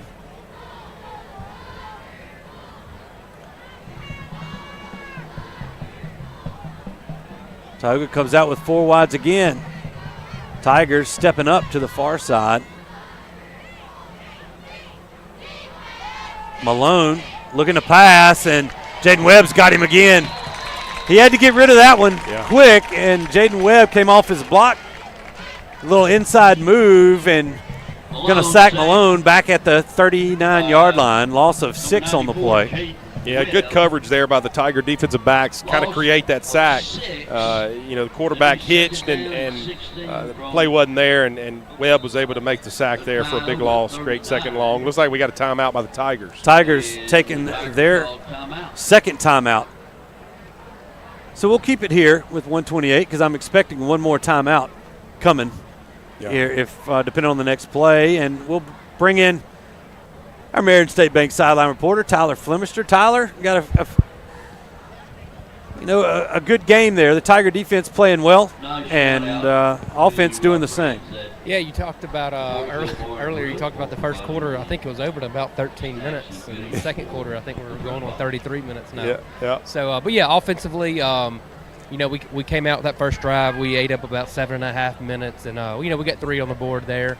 But from there on out, we've kind of been clicking on all cylinders offensively. Defensively is kind of the week in and week out story of the defensive line, secondary, and linebackers just doing everything they need to do to get the job done. Well, thanks, Tyler. We'll definitely be looking forward to some halftime comments from Coach Tannehill. Get his thoughts on this first half from his Tigers. This time, Coach Collins' defense out there. I really think I like watching what Coach Collins does in these types of situations. That's a nice job by 26. Jaden Reed coming in as Malone trying to throw that one. Jaden Reed gets a hand up, bats it down. That's going to stop the clock with 1:22. And Coach Collins, like you said, he brings pressure from the boundary right there, and the quarterback's trying to throw it to the boundary. It's almost like he knew. He's been doing it for so long. And our guy was able to get his hands up and bat the ball down, bring up 3rd and long here. Now they're moving Norris. They swapped their receivers over. Now Norris, Cam Riley is going to be on him. They bring some pressure, and they're not going to be able to get it. Brady Watley just beat the right tackle, and Malone had no chance to throw that football. Yeah, great one-on-one. You win your one-on-ones, you're going to win the football game, and that's what Brody Watley did right there. He beat a very good tackle for Tioga. He's the tackle that Tioga has is a big kid, and he's got good feet. I watched him on film, and Brody was able to get around him there for a huge sack there on 3rd down to create a 4th and, I don't know, forever. As we got, it looks like Skip adjusting Brody's shoulder pad there. Usually means a hold, maybe. Did Brody beat a hold also? Well, I don't know. He got by him so quick. Yeah, he was flying by him. But if he held him, he didn't hold him long. And I got to say, Skip did a good job with the end across the field on the visitors' press box. I believe that's new. And then he's got one on the new press box as well. We've got an end and a couple of – They look sharp. All right, here we go. Minute 13. The Tigers took a timeout there. That was the final timeout of the half. There's the snap back to Christensen. The Tigers almost got it. Another high little floating punt. This one's going to bounce and keep bouncing, and it's going to finally be blown dead at the 42-yard line. 58 seconds remain for the Tigers. Yeah, we were close to getting that one blocked, and again, the Tioga's punter does a good job. He kicks it up high, and allows the guys to get down there, and we let it bounce, and going to have good field position with 58 seconds left to go here in the first half. So we've got time to make a drive and maybe get another score on the board before half. Ball's on the Neville 42-yard line. I'm on Fuller. I believe that's Jakeem Reitzel in the backfield with him. Amon looking to throw. A little inside screen. That's to Vaughn. He breaks a tackle but can't break a second one. It's going to be a short gain, maybe of about a yard. Maybe, let's call it 2. Second down and 8 now for the Tigers. Clock running. Now they split 3 to the far sideline. Tigers get the snap. Fuller steps up in the pocket. He can run this. He's going to get across the 50 to the 40. Inside, he's at the 25, and he's out of bounds at the 24-yard line. Fuller, nice job. There's a flag sitting at the 35. I didn't see it. I was watching Fuller. That's got to be some type of illegal block. Actually, they're going to toss it back to the 40. Yeah. Let's see it on the replay here as Fuller breaks. Tioga 24. Looking at the 40. On the play against Neville.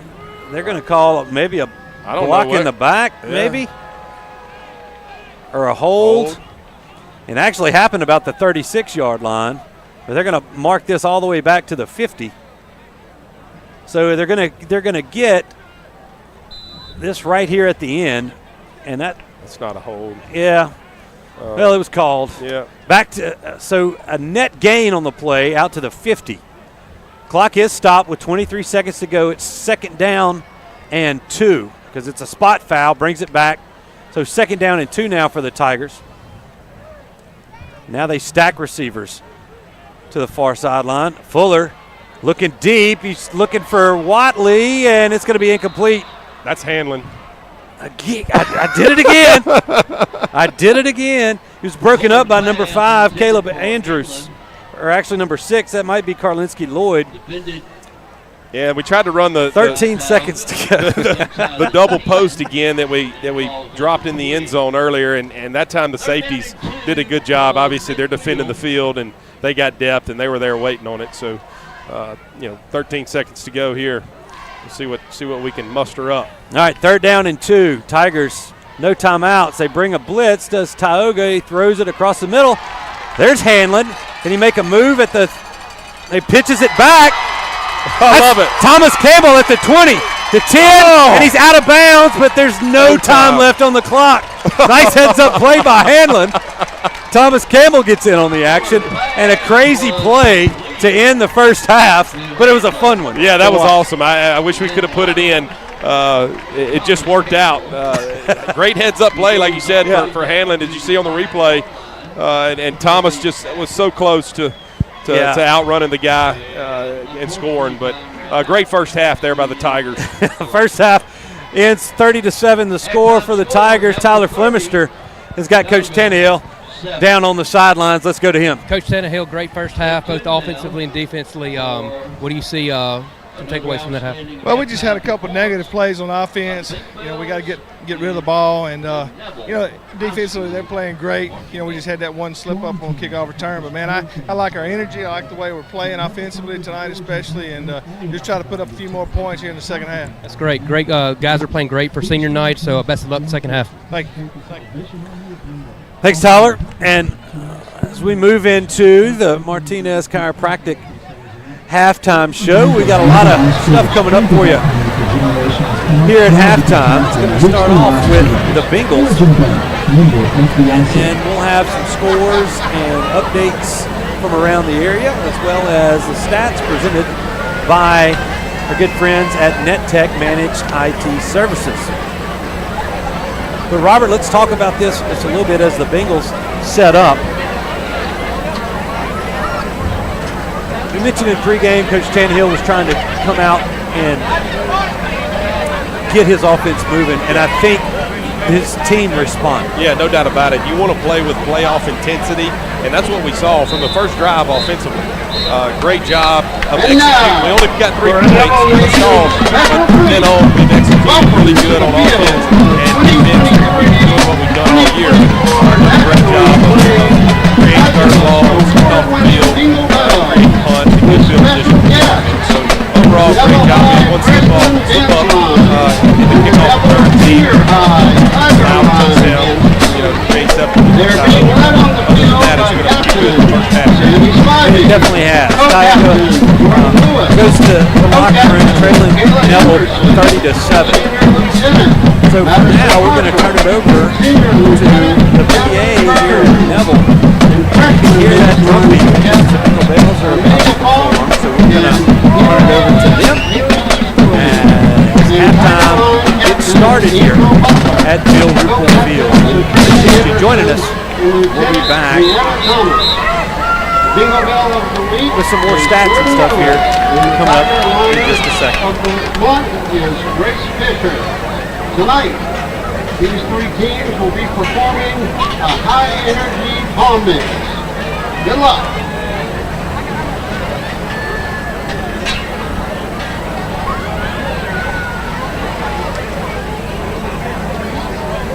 That ladies, your music is on.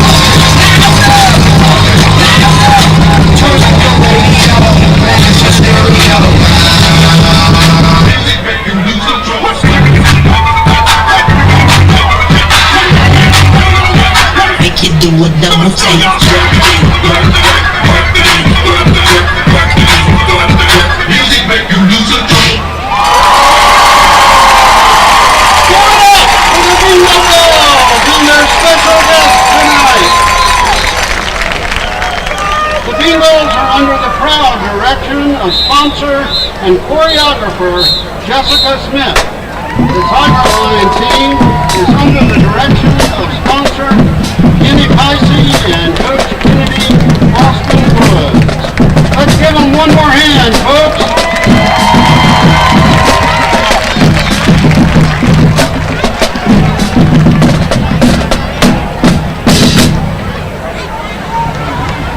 Will Shelby here at Sparks Kia.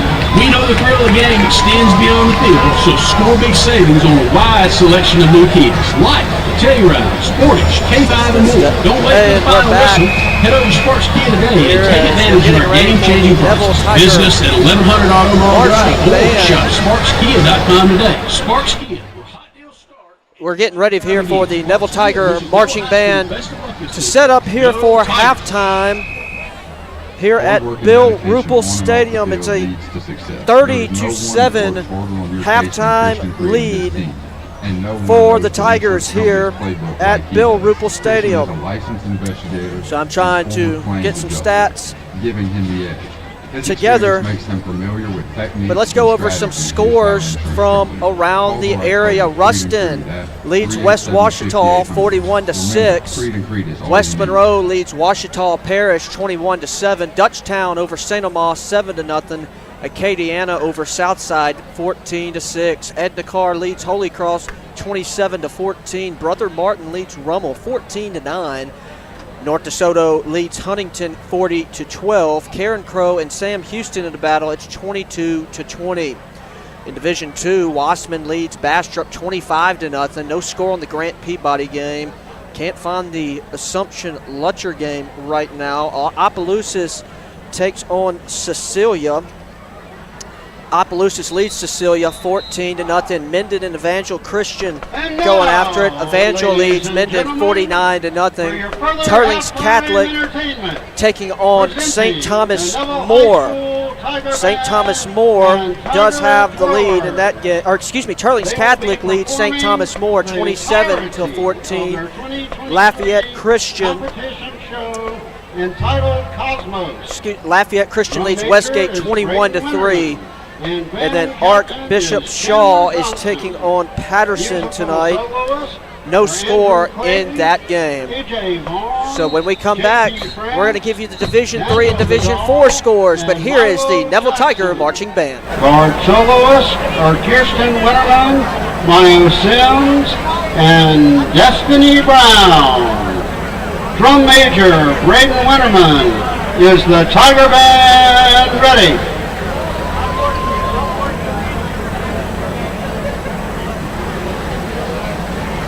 Proceed!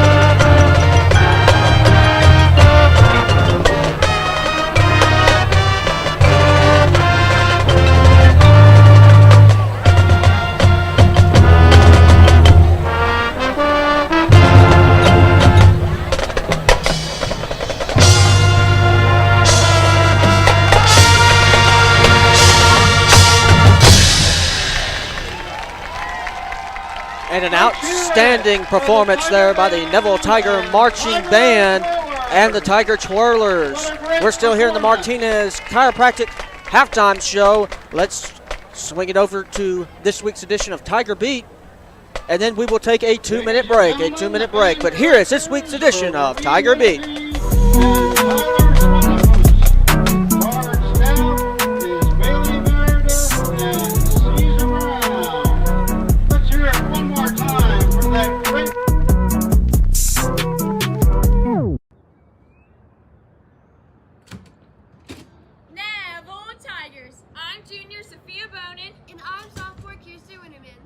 Tuned into Tiger Beat, sponsored by the Neville Varsity Speech Squad. Brought to you every game day at halftime. Trust me, it's gonna be great.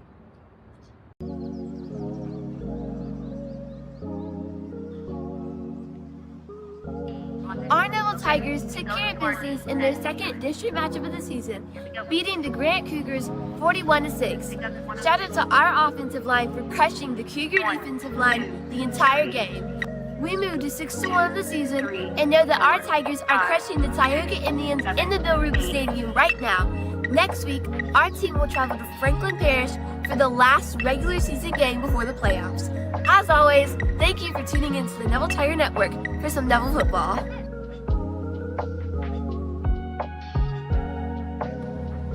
Hi, my name is Braden Winterman. I'm the drum major of the Neville High School Tiger Marching Band. Yeah, so last Saturday we went to Pineville High School and competed in the Pride of Pineville marching competition, where we had a clean sweep, scoring the highest possible in every category. My favorite part of band is just the camaraderie that we all hold. We're one big family, and we move together as one, perform together as one, and hang out together as one family.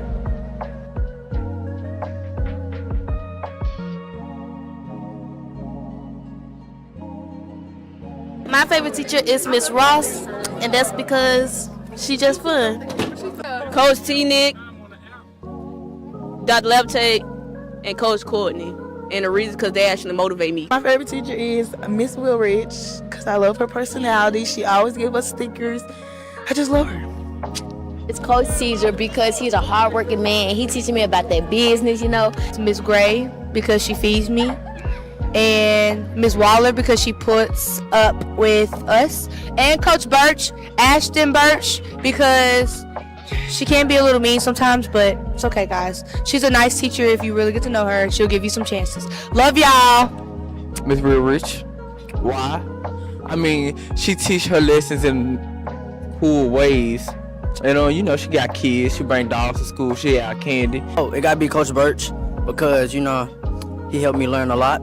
Miss Woolridge is my favorite teacher because she helps you through each problem if you need help, and she's really nice. My favorite teacher is Mr. Beard. Mr. Beard is cool and like he give work, but he don't overdo the work either. My favorite teacher is Miss Burkett because she's sweet. My favorite teacher is Coach Johnson because he just laid back. Like he be on the same level I'm on. Like we lay back. Yeah. My favorite teacher is Paul Guerrero because we do a lot of work in there and we get stuff done. My favorite teacher is Thomas Nicholson. The reason is because he makes me chuckle a lot. That's it for tonight's show. This has been Tiger Beat, sponsored by the Neville Varsity Speech Squad.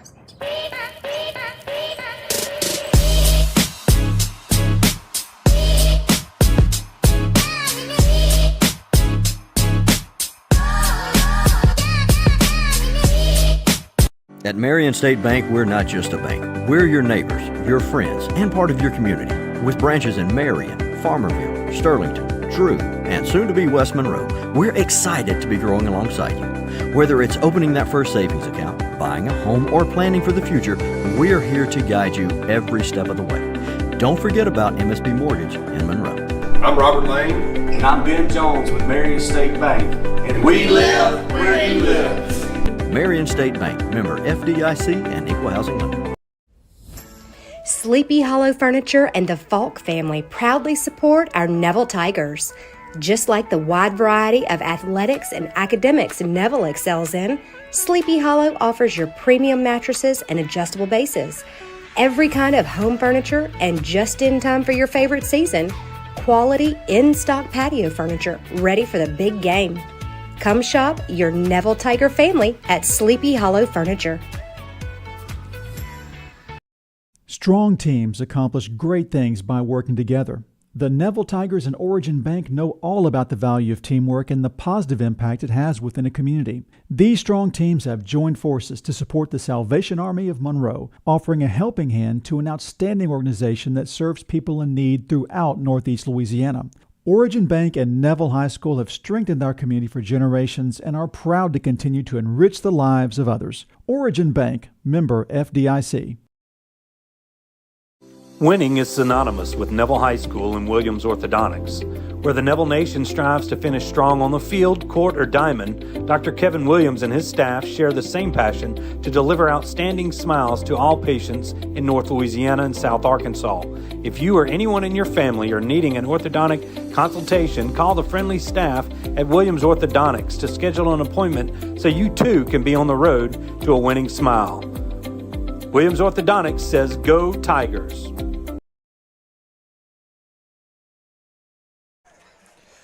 Welcome back here to the Family Solutions broadcast booth. 30-7 your score here at halftime at Bill Ruple Stadium. Let's go over the Division III and Division IV scoreboard. Jena leads Bunkie, a battle of unbeatens, 24-14. Sterlington up on North Webster, 21-0. Richwood and Union Parish in a battle, it's 20-16. Caldwell Parish over Buckeye right now, 21-14. Calvary Baptist 21, Darbone Woods nothing. 12-12, North Caddo and Green Oaks. Isidore Newman 21, Country Day 0. Oak Grove 42 over Madison Parish, 42-0. Mangum over Faraday right now 30-6. General Trask leads Vidalia 15-0. OCS just took a 21-0 lead over Cedar Creek. St. Fred's all over John Paul II. Out of Texas 32-0. Block trails Delhi Charter 22-14. And St. Mary's up on Montgomery. That scores 35-0 at halftime. We don't have the press box cam. Well, that's my fault. All right, but let's look at some halftime stats anyway. Neville had 237 yards in the first half, 156 on the ground, 81 through the air. No turnovers, 6 first downs, and 3 for 30 on penalties tonight. Tioga, 41 total yards, 38 on the ground, which was the exact same that Grant had last week at halftime. The only thing Tioga added to the party this week was the 3 passing yards. So Tioga outgained Grant from last week at halftime by 3 yards. So defense still holding it down. 3 first downs for the Tigers, for the Indians, and they've had no penalties for no yards. We look over the scoring summary for this game. What other game would it be? You never know. Do you have the Rangers and the Astros? What was the score? Astros-Rangers score before you go to the scoring summary? Speaking of scoring. Last I saw, the Rangers were winning 4-2, and this guy named Altuve showed up to the plate and hit a 3-run jack shot out. Shattered your dreams and hopes. Well, they're still alive. That's only game 3. Okay. Well, the thing is, yes. Tell me what the team has won yet. And that's the next correct. 2 are in Houston. Well, I'd put your money on the Rangers. All right, let's finish up. You know what? I think I that might. Scoring summary. Oh, yeah. I'm sorry. He started talking about betting. Neville starts off the scoring. Jay-Sean White, 63 yards. 3 plays, 63 yards. Tigers go up. They actually started off with a field goal early. And then Jay-Sean White with the 63-yard rush. Jalen Nichols joins the party with a 1-yard touchdown. Makes it 17-0 Tigers. Caleb Vaughn with a 24-yard rush. 23-0 Tigers. Pat failed. Ja'Cory Norris, a 99-yard kickoff return gave Tioga a 24-7. Or they were trailing 24-7. And then Jay-Sean White again. 65 yards this time. 30-7 Tigers, your halftime score. And Thomas Campbell on the 50-yard pass from Fuller. He finished it. Well, correct. He finished it because that was Hanlon got it, and then you give it. Then he got the rushing yardage. Okay, here we go. Sergio Iliev set to kick it away, and this one is It hits one of the upbacks at around the 35. He's going to pick it up at the 28, breaks a tackle, but then not another as the Tigers pounce on him at the 26-yard line, and that's where Tioga will take over 1st and 10. Tioga won that opening toss and elected to defer. So, yes. Stewart, I know my time is up right now, but I just want to go ahead and say the second half is presented by Williams Orthodontics. You can find them in Monroe or El Dorado. I'll leave now. Thank you. That's right. Tiger wins, make you smile, and if you want that smile to be straight, you got to go to Williams Orthodontics. Thanks, Will. You do a great job. Will, you redeemed yourself from last week. Even through the through adversity of your Rangers losing, and I feel bad for you. Yeah, you're right. I really do. Here's Malone and the offense back out. Going to start off rolling to his right. Tigers are giving chase, and he throws this at the feet of Ryan Reeves. I think that's Reeves. Is that 20 or 28? Tyler, our Marion State Bank sideline reporter, can you tell me if that's 20 or 28? Seems to be number 20. All right, so I've made a few mistakes already. Yeah. I don't want to make any more. Called him a couple of times. I've already apologized to the Hanlons, as I do every halftime. Just underway here in the second half. Tigers leading Tioga 30-7. This time's a handoff. No, it's going to be a keeper, as Malone chose to keep it himself. He's going to get a couple out to the 29-yard line. Let's call it a gain of 3. It's 3rd down and 7 for Tioga. Yeah, good job by the defense. The first play, they tried to sprint out the quarterback. I don't know if the quarterback negotiated that at halftime or if the coaches said, hey, we're going to move you out of the pocket. He's been getting hit all night in the pocket. Wasn't able to complete the pass, and then had a quarterback run right there for a short yard to bring up 3rd and long here.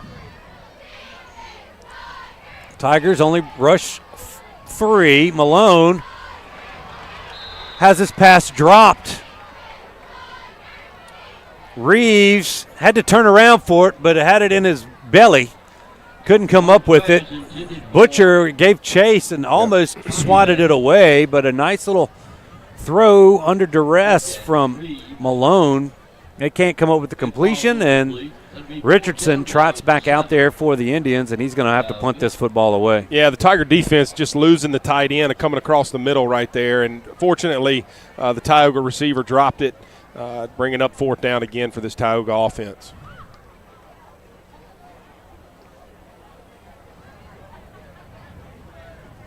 Snaps back. Punt is away. There's another one that doesn't quite turn over. And it's bouncing backwards. It's going to bounce out of bounds at the 40-yard line. So another kind of poor punt there by Richardson.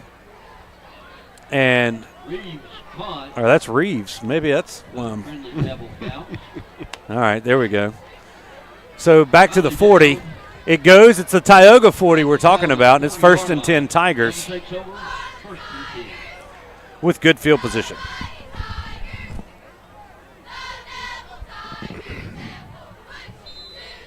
And it looks like Sampanera is going to start this drive at quarterback here. Tigers are lining up here. Tioga showing pressure. Going to hand it to Nichols. Gets past the first wave of Tioga defenders and runs it to the left for about 5 yards out to the 35-yard line of Tioga, and it's 2nd down and 5 now for the Tigers. Jay-Sean White comes in as Jalen comes off a little gimpy. Looked like he got rolled up a little bit there at the end of that tackle. Guy kind of got him from behind there and maybe rolled up on him.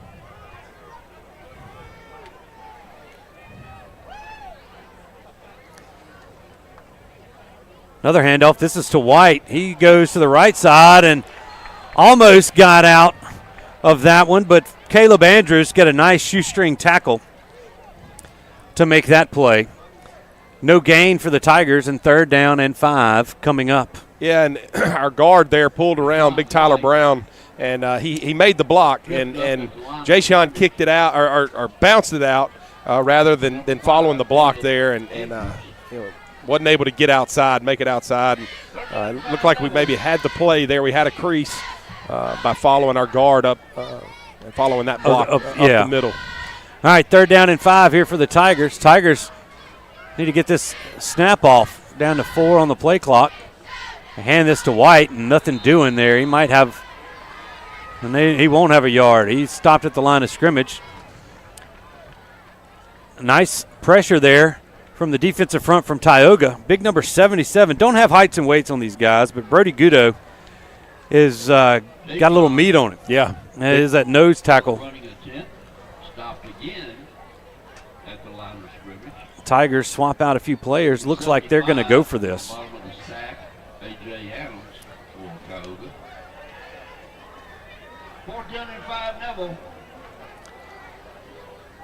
All right, here we go. Sampanero has the football, looking to throw. He's got a man there, right there across the middle. That was Wade. Now he's going to dump it off to Campbell, and he's going to have the catch right at the 27-yard line. A great job there by Campbell to get his feet in bounds, and the Tigers are going to have a Sonic drive-in first down. Yeah, great awareness there by Thomas of knowing where he is on the sideline, on the boundary, and catching the ball and toe tapping to catch the ball first and then get his feet in bounds there to move the chains there on 4th down. So good job, good execution, good throw by Sampanero as well as he had to escape out of the pocket and find Thomas there late. One thing Sampanero does is he kind of tracks that line of scrimmage and keeps his eyes downfield. He's shown that for a couple of years now. Once again, he tries to do the same thing to get it out of his hands. He was looking for Trendon Dumas, and that falls incomplete. It's going to be 2nd down and 10.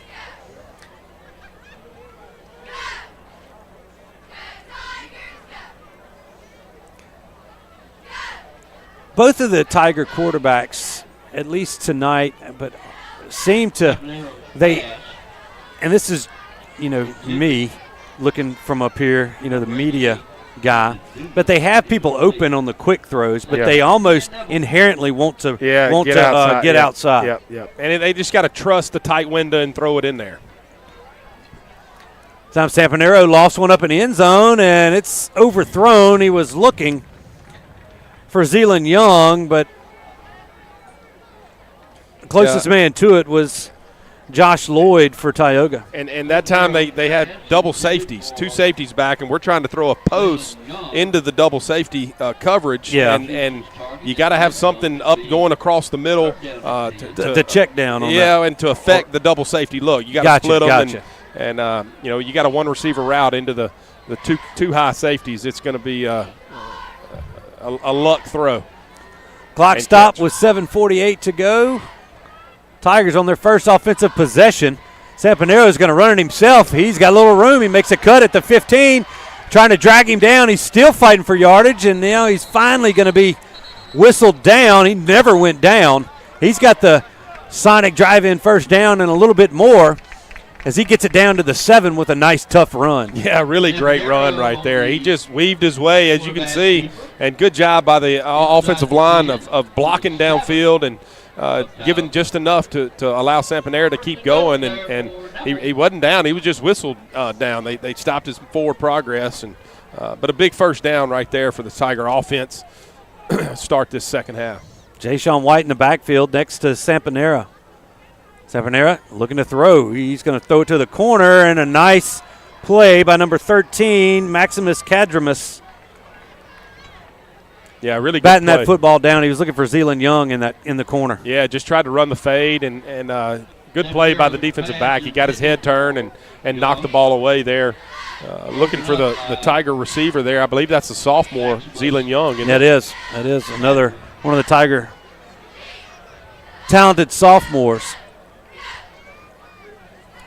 Tigers with 2 tight ends here. They're going to do a pitch to White, and he doesn't get out of the grasp of Shajavian Champion, who that ball, it's weird when you bring double tights to that side and you have a guy shooting in from the line.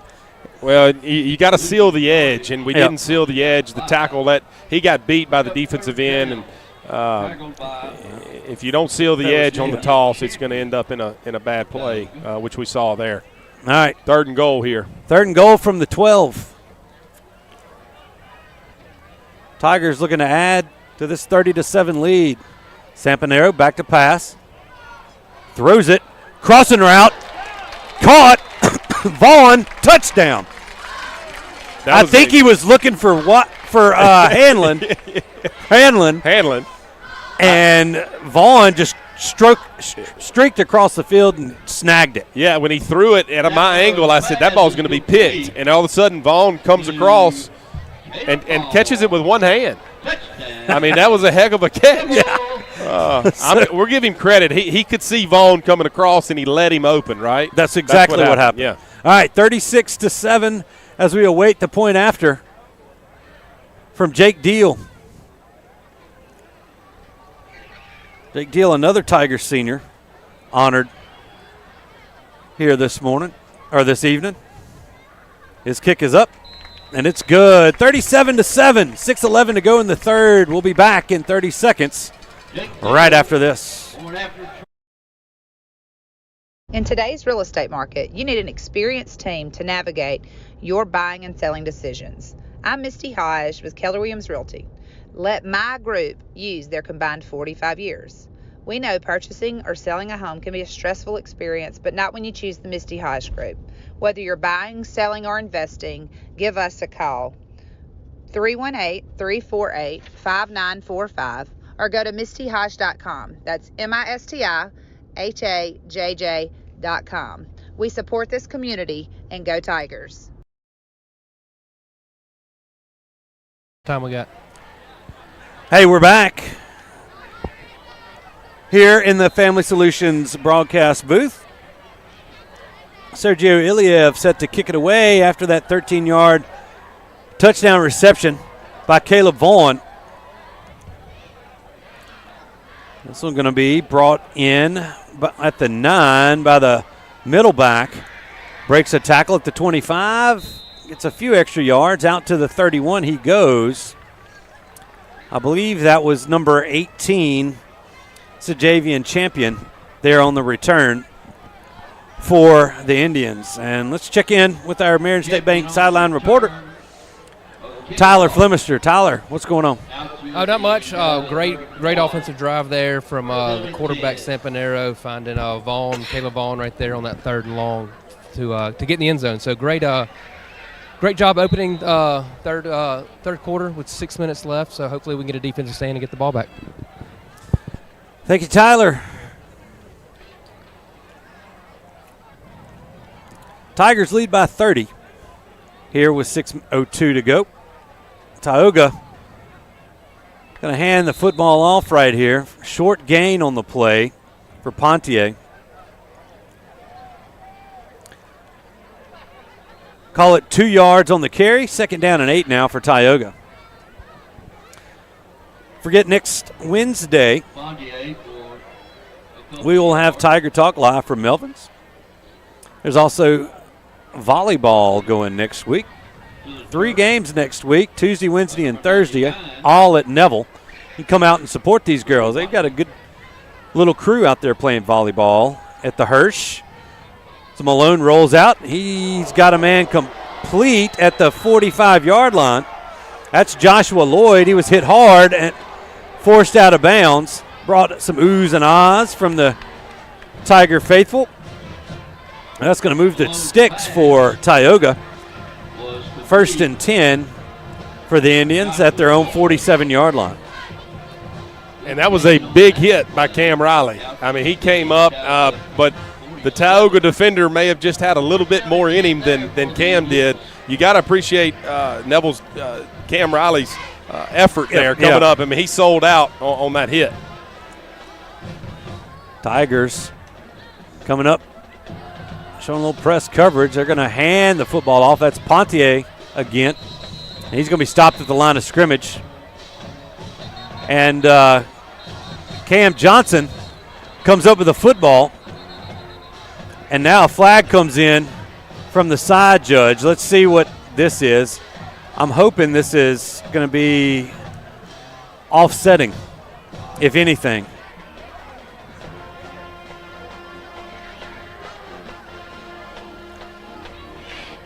A personal foul against Tioga. Well, there was a kind of a swat. He got caught with the swat. Wasn't anything really dirty. Wasn't a punch, but running back frustrated, stopped at the line, and Cam Johnson kept grabbing at the football, and then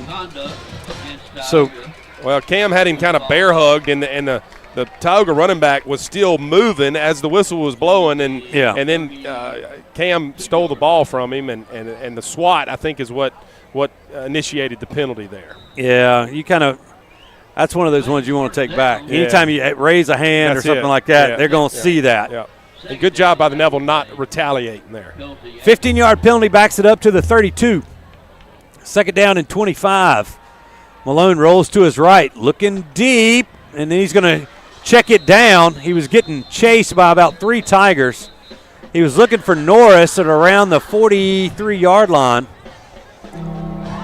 Can't connect. It's going to be third down and 25. There's a lot of whistles down there. I was looking for a flag, but no flag was thrown. Yeah, I tell you, the battle is between Brody Watley and the tackle for the right tackle for Tioga. They have been going at it all night tonight, and that's kind of what I think the whistle you heard. There was a little extracurricular going on, but both defenders they both stopped backed just off after the whistle. Yeah, but they've had a great battle tonight. Good to see Truman McNabb in there, along with Clarence Betts.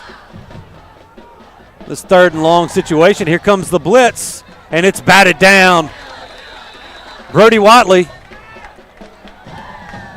bats that one down at the line of scrimmage. Yeah, Watley came through unblocked and was able to get his hands up and make the play there, as you can see on the replay. I'm assuming we just outnumbered them there. They slid the line the wrong way there and sent the backs the wrong way. But you can't leave 2 defenders unblocked on third and long when you're trying to throw the football. All right, 4th and 25. That's Reeves back to punt it. Hakeem Reitzel standing around his own 39. This one off the side of his foot. Going to take a Tioga bounce and be downed at the 39-yard line of Neville. So Neville will take over 1st and 10. Defense still hadn't allowed an offensive touchdown. The only touchdown coming on that 99-yard kickoff return by Norris. So the Tigers come back out on offense with 3:42 to go here in the third. Football, 1st down and 10.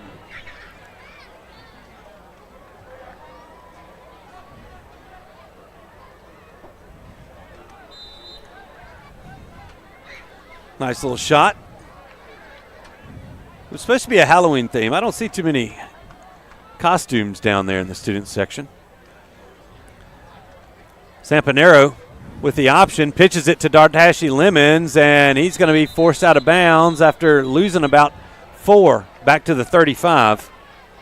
And again, on the speed option, you have to attack downhill to create the angle. That time we gave too much ground, and you allow the defense to press that and force it into the boundary. And we were able to get the pitch off, but you got to attack the end man on the line of scrimmage, and the quarterback has to have the option to run the ball right there. Yeah. All right, here's a second down play, 2nd and 14. Sampanero back to pass, and he's going to be almost sacked. He gets out of it. He's going to throw it, and he was looking for Tyler Dotson, but Jacorian Norris closed in on that one and batted it away, but Sampanero escaped a big-time loss of yardage right there as getting out of that sack and was able to get the incompletion. Yeah, good job getting out of the pocket. Was able to make the throw. Almost the Tioga safety almost made a great play right there and intercepted the ball. Fortunately, he dropped it there. Going to bring up 3rd and long here for the Tiger offense. Like to get something going here. All right, 3rd and 13. Looking to throw. There's the inside screen to Dumas. He breaks a tackle. He's got it to the 40, to the 50. He's brought down from behind at the Tioga 49, but the Tigers have a Sonic drive-in first down, as there was a little extracurricular activity at the end of that play down at the end, and that's the Tigers blocking downfield. Looks like Norris and one of the Tigers, I couldn't figure out the number.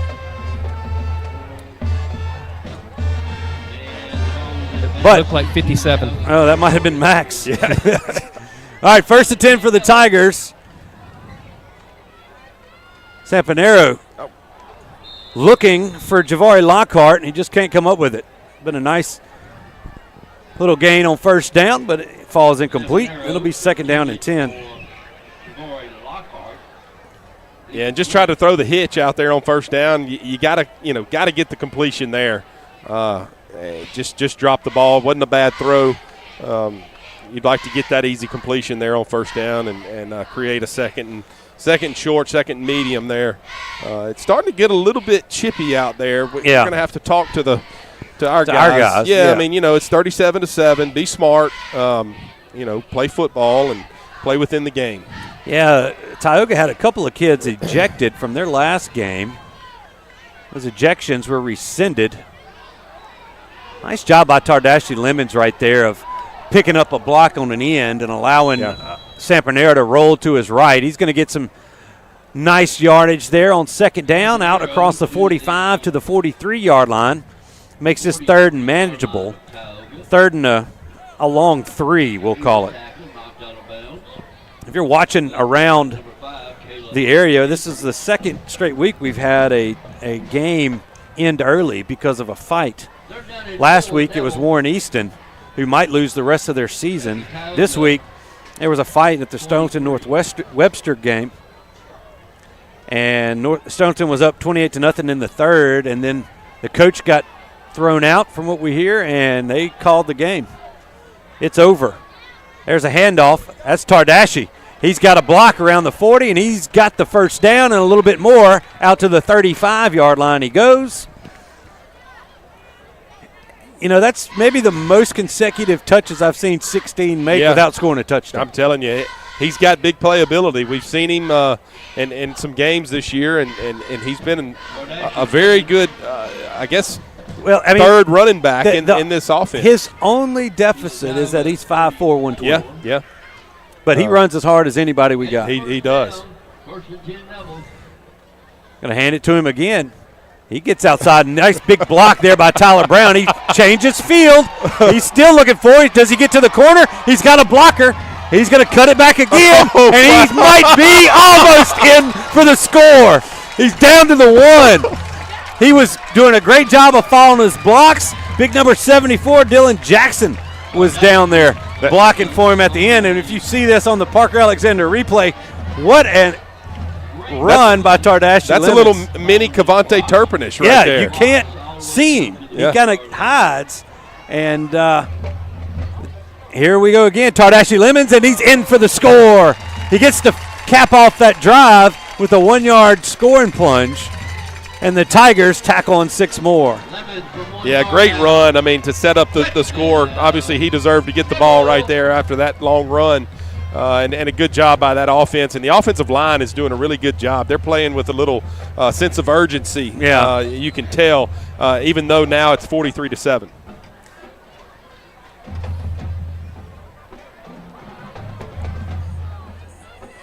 Tigers still in the swinging gate. They're going to break out of it.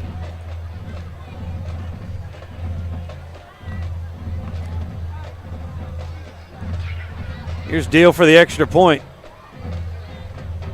Snap's good, kick is good. 44-7.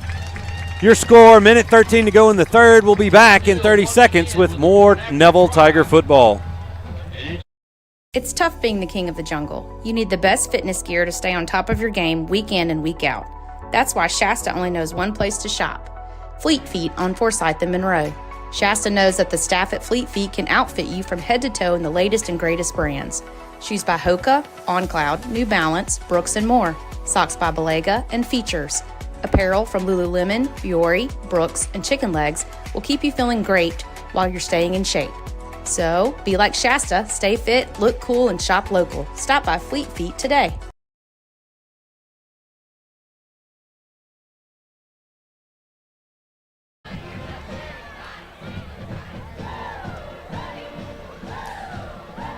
(44-7) as we return to the Family Solutions broadcast booth. Stewart Shelby, Robert Lane, Tyler Flemister, and Will Anders here bringing you tonight's District 2-4A contest. Sergio Iliev puts a leg into it. That's Norris who has it at the 5, and he's got some more running room. And we've got a hold. There it is. Norris is going to have a nice return here, but it's going to be coming back. He'll be wrestled out of bounds at the 30. There's 3 flags on the hold. They're all from about the 47-yard line all the way back to the 37-yard line. So it depends on when they say he started holding. I believe that was Richard White on the back end, getting the bad end of that hold. We'll see it here on the replay. It is a hold. They're going to mark it off from the 45, it looks like. Yeah, that is Richard White. Holding against Tioga. He just wouldn't let him off the block, and then he kept going. It's his hands outside the shoulder pads is the deal. If they have him inside, that's a legal block, but when those hands get outside the shoulder pad there, it's going to be called every time. So, and I don't know how old or what year Norris is. Yeah, we don't have anything. Sophomore, junior, senior, but that kid is a player. Yeah. I don't know what his, A lot of talk about that young man. Yeah, I don't know if he's been offered by anybody or anything like that, but he's been impressive tonight on kickoff return. He'll be playing on Saturday somewhere. Yeah, and on the defensive side of the ball. Mm-hmm. All right, 1:02 left in the third quarter. 44-7 is our score. They're going to hand this off to Pontier and nowhere to go. No gain on the play. Second down and 10 now for Tioga, and they just hadn't been able to establish anything on offensively. Yeah, the Neville defensive line the last 3 weeks has really handled the line of scrimmage like you're supposed to. Obviously we want to continue doing that tonight, but and Coach Collins still has these guys out here, and it's good because they need to play. They need to play. Yeah, last 2 weeks they haven't played much. We're looking at 2 weeks off after we got a bye week in week 10, and the way things are looking, Tigers might be getting a bye in the first round of the Division I playoffs. The whistle's going to blow this dead, and Tioga's going to take a timeout with 13 seconds to go here in the third. So let's keep it here, and as that's the first timeout for Tioga. See if I see Tyler down there. What's he doing? There he is. He's waving at us. Tyler, you watched this Tiger team progress over the past few weeks, and the defense has been strong since the get-go, but the offense is trying to come around, and this overmatched this Tioga bunch is this evening. Absolutely. As you mentioned, defensively on the defense side tonight, it's been total domination from those guys for sure. And then offensively, as I said earlier, we had that first drive that we only got 3 on. We started off slow. I mean, it was a great drive, don't get me wrong, but you had that one play where he lost 8 or 9 yards. But they definitely kicked it in second gear, third gear after that. So then they have not checked up offensively. Thanks, Tyler. Jason Ewing texted he's jealous because we've come down to you so much.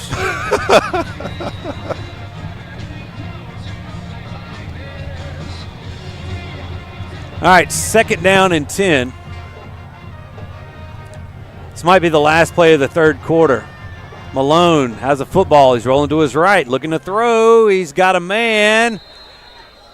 That's number 17, Josh Lloyd, and he's going to be knocked out of bounds right around the line of scrimmage. And that's going to be the last play of the third quarter as Into the third, 44-7 is your score. We'll be back in 1 minute with the fourth quarter here at Bill Ruple Stadium. Strong teams accomplish great things by working together. The Neville Tigers and Origin Bank know all about the value of teamwork and the positive impact it has within a community. These strong teams have joined forces to support the Salvation Army of Monroe, offering a helping hand to an outstanding organization that serves people in need throughout Northeast Louisiana. Origin Bank and Neville High School have strengthened our community for generations and are proud to continue to enrich the lives of others. Origin Bank, member FDIC. Truck accidents are different from car accidents. With trucks, you've got federal regulations that may apply all over the land. You need an attorney who's experienced in handling these cases, who knows all those federal laws, and has years of experience fighting for our clients. Whether you're dining in or grabbing to go, at Nukes, we love to share great food, to delight with new flavors, to celebrate every bite. Join us at Nukes Eatery.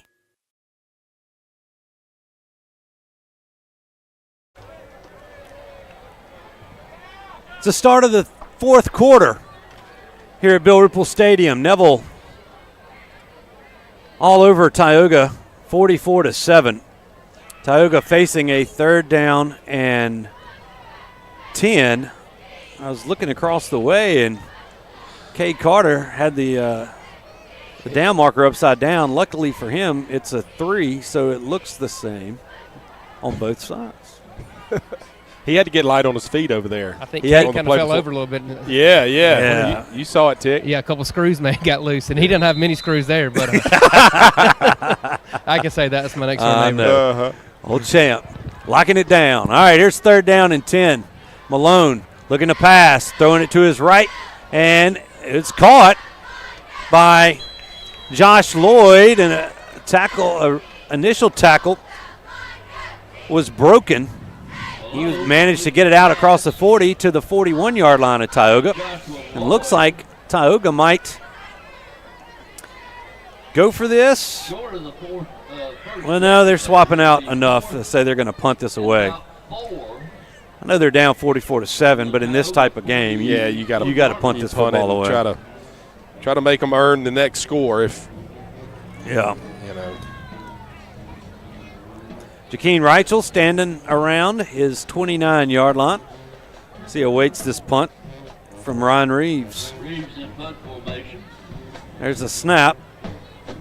Punt is away. It angled toward the far hash.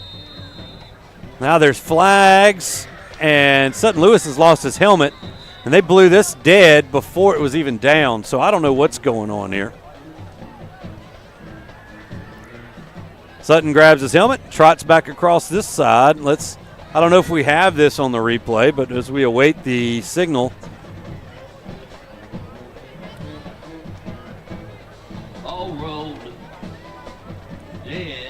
Yeah, he was grabbing his face, like grabbing by the face mask. Yeah. A personal foul, face mask. That'll be a spot foul. That was after the punt was away, so this should, wherever it was down, they're going to add 15 yards to it, and that's where the Tigers should take over. Yeah, Sutton was blocking his man, and the guy just grabbed his face mask and went to fighting, and basically just ripped Sutton's helmet off, and it went flying over to the Tioga sideline.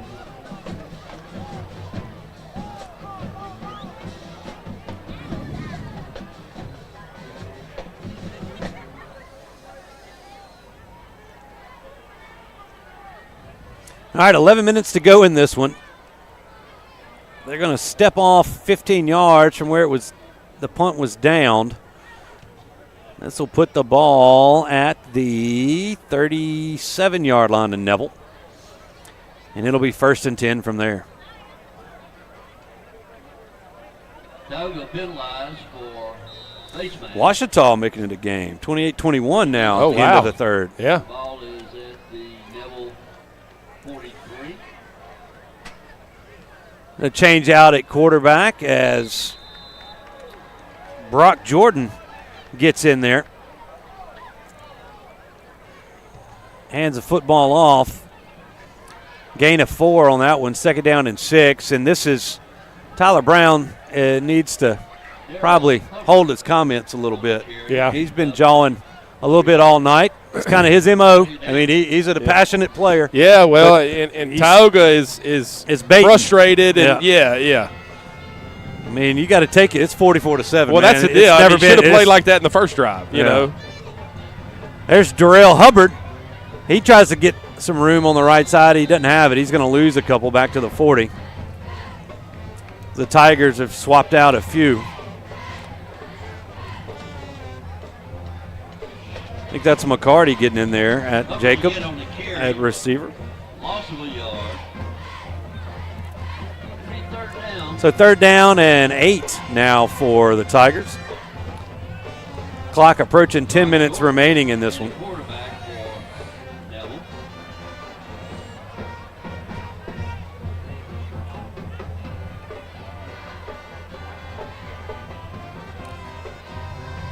Tigers milking that play clock. They hand this off to Jakeem Reitzel. He's got a couple out to the 43-yard line, and that's going to be it. Tigers are going to punt this football away.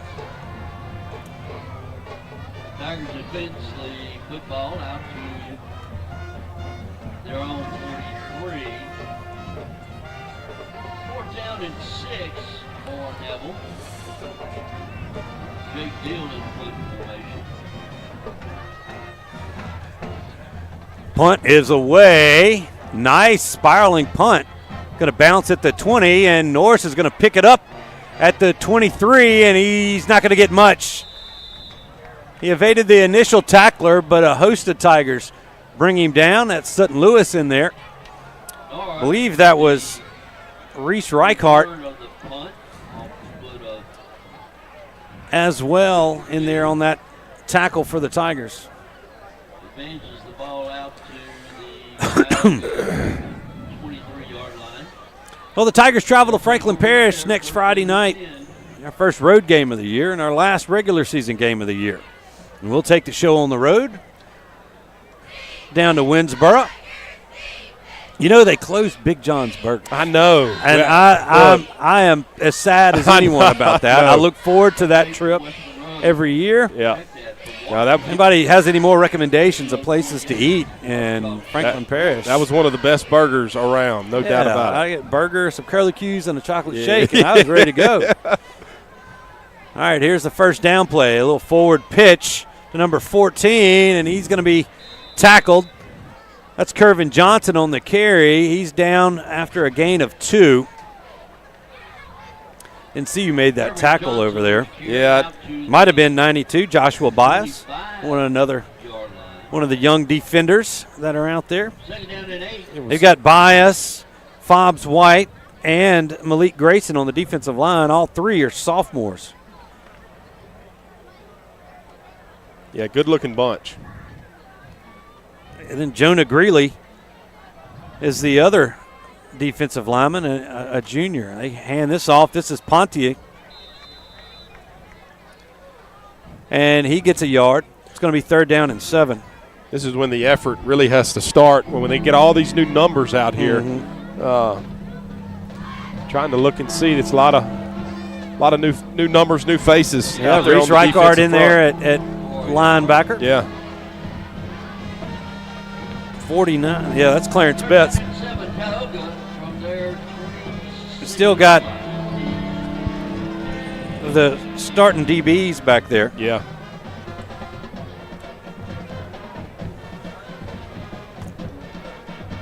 Get him some work here. Obvious passing downs here as Malone rolls to his right. Flag on the play. Uh-oh, and that's Malik Grayson who is shaking up on the play, and he's trying to get off. He doesn't want to come off. Looked like he may have hyperextended his knee. Yeah, he's going to have to come off. Yeah. And they're going to send Chase Williams, another sophomore, out there. They're going to get him checked out. It doesn't look. Hopefully he can walk it off. Flag on the play is Another personal foul. I didn't see where that happened. I don't know if another face mask was grabbed, but it's going to be 4th down. Tioga from their own 13-yard line. They got to get it out to the 33. So 4th and 20.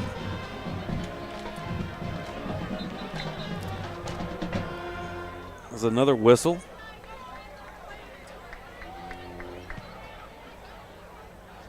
Now they back away. Jakeem Reitzel standing at the Tioga 45 right here to receive this punt from Reeves. Snaps back.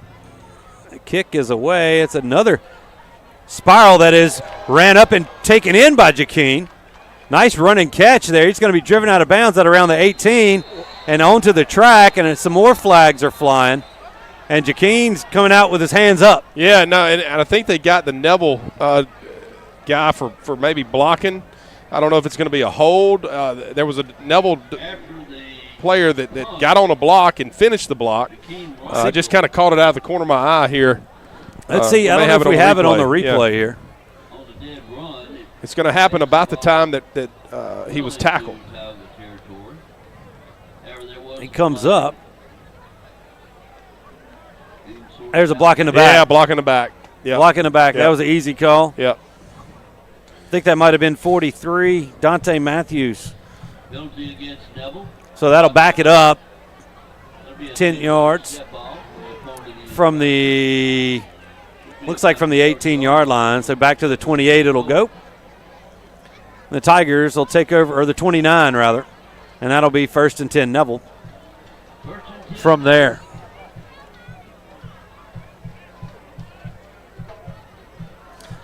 Van Martinez been at that right tackle spot for the Tigers. Now he's getting to play with some of his classmates as they hand this off to Daryl Hubbard. And he loses the football, and it's picked up. Are they going to get him? And they will, as that's number 7, Gunnar Delaney, picks up the fumble, and Hubbard just squirted out. He had it, and it just shot out of his hand. And now Delaney returns it all the way back down to the Neville 40. And that's one of those deals when you get all these young guys out there and you get a fumble out to get a chance to maybe score here. I know. And the defense has to get back out on the field after that turnover. And I talked to Darrell Hubbard earlier today, and you know, he really wanted to get that touchdown last week. Yeah. You talk about a young man, an undersized, another 5'4" running back as a senior. Yeah. Tough break for that young man. But they turn it over with 7 minutes to go. Tioga on the Neville side of the football field, and they hadn't seen that side of the field in a while. Going to hand it off straight up the gut. Pontier, I'm going to say that wrong every time. So he gets about 3. 2nd down and 7 now for the Tigers. And you see Grayson's back out there, so that's good to see.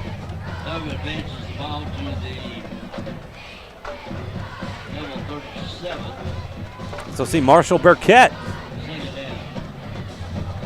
in the ball game defensively. He's going to come in and blitz. They're going to toss this to Norris around the left side. He makes a man miss and then gets tripped up at around the 25-yard line. Nice job. I believe that's Gary Heckard coming in to make that stop. Or was that Gary? Or 26. It was 26. Jaden Reed making that stop. And Tioga gets a 1st down. Norris just used his speed to get outside there of the Tiger defense and have a big play for Tioga. All right, Malone. Another forward pitch. This time the sweep to the right. That's number 17 who has it. He cuts back inside. There's a flag at the 10. Josh Lloyd is tackled by Marshall Burkett, but that's probably going to be a block in the back. Going to back him up 10 yards. Yeah, it looked like they may have had a hold over there on the Neville cornerback. They had 2 guys on him, and yeah. Let's see what they call here.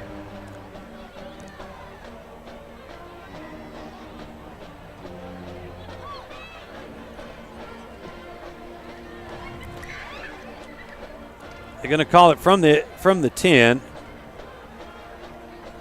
Well, we'll see. They're officials talking with Coach Tannehill. No flag. They're going to wave the flag off. Flag was waved off. No penalty on the play.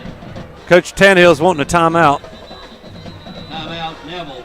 And now he has one. He wants to talk about this a little bit. And this is one of the he's not happy about that flag, waving off that flag. Yeah. And I don't know, at the end, I don't know, can we go back to the replay from that other? No, we can't? Yeah, we can. Let's see. Here on the Parker Alexander replay. He's talking about the multiple holds that were happening in the middle of the field. Yeah, right here is where. And then there we go. That's really not a hold. Yeah, that's not a block in the back or anything. And I don't know why a flag would come in there. No. That's what I was thinking at the end of the play. I didn't really see anything. No. I've known Christian and Catherine for So, whole life. I've seen first. Anyway, I think Tannehill took a timeout just to make his point. Yeah. And had it. Tyler, were you down there? Did you see anything going on? Yeah, I was walking over actually as the play was happening, and I thought there was a hold on Tioga, but that's just my point of view. That's what I thought I saw, but apparently the Neville coaching staff is not happy about that being waved off. All right, 1st and goal, Tioga from the 10. They run the counter, and it's stuffed. I think that was 97. No, it wasn't 97. I don't have a 97. 91. No, that's. Or is that? Yeah, it is 97. I don't know who's 97. I don't have a 97. Tyler, see who 97 is. That's one of the freshmen that got moved up. Oh, nice. So we'll see if we can effort his name. No gain, actually a loss of one on the play. 2nd down and goal from the 11 for Tioga. They're going to bring Norris in motion. They're going to forward pitch it to him. You see that coming from a mile away, and he is tripped up nicely at the 9-yard line. Hey, Stewart. And I was just told 97 is Jalen Watkins. Jalen Watkins. All right. I think that was 26. Oh, that's Jaden Reed came up, made a nice tackle on Norris. Great tackle right there. This Neville defense is wanting to keep a zero for their end. They scored a special teams touchdown earlier to have the 7 points. So Coach Collins and this defense is wanting to keep a goose egg. 3rd and goal from the 9. Tioga tightens the receivers up. They're going to roll Malone out. He throws it to the end zone, and it is going to be caught. I think that's Reeves in the back of the end zone, and Tioga punches one in here with 4 minutes to go. Yeah, really nice throw right there. Just had the tight end in the back of the end zone there. You can see it here on the replay. He was just able to get it off and lifted just over 3 defenders of Neville. Yeah. A couple of those corners got turned around. They couldn't get back up to get their hands up. And a good catch there by the Tioga tight end. Here's the extra point. Snaps back. The kick is up. And it's no good. It's wide left. So with 4 minutes to go in this one, Tioga tacks on 6. It's 44-13 in favor of the Tigers. We'll be back in 30 seconds. Stay with us. Winning is synonymous with Neville High School and Williams Orthodontics. Where the Neville Nation strives to finish strong on the field, court, or diamond, Dr. Kevin Williams and his staff share the same passion to deliver outstanding smiles to all patients in North Louisiana and South Arkansas. If you or anyone in your family are needing an orthodontic consultation, call the friendly staff at Williams Orthodontics to schedule an appointment so you too can be on the road to a winning smile. Williams Orthodontics says, "Go Tigers."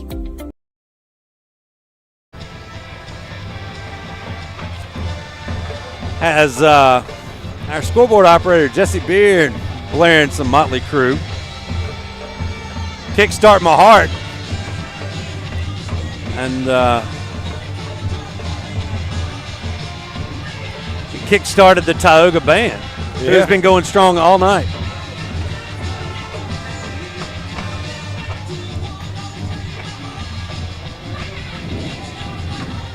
So,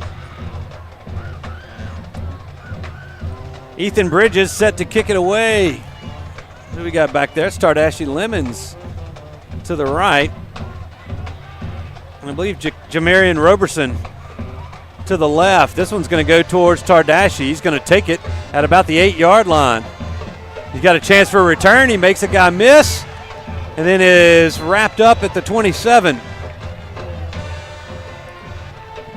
Tardashe's going to pop up.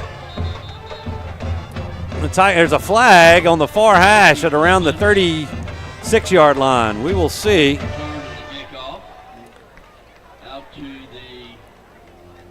What happens here? Yeah, that was way away from the play. Yeah.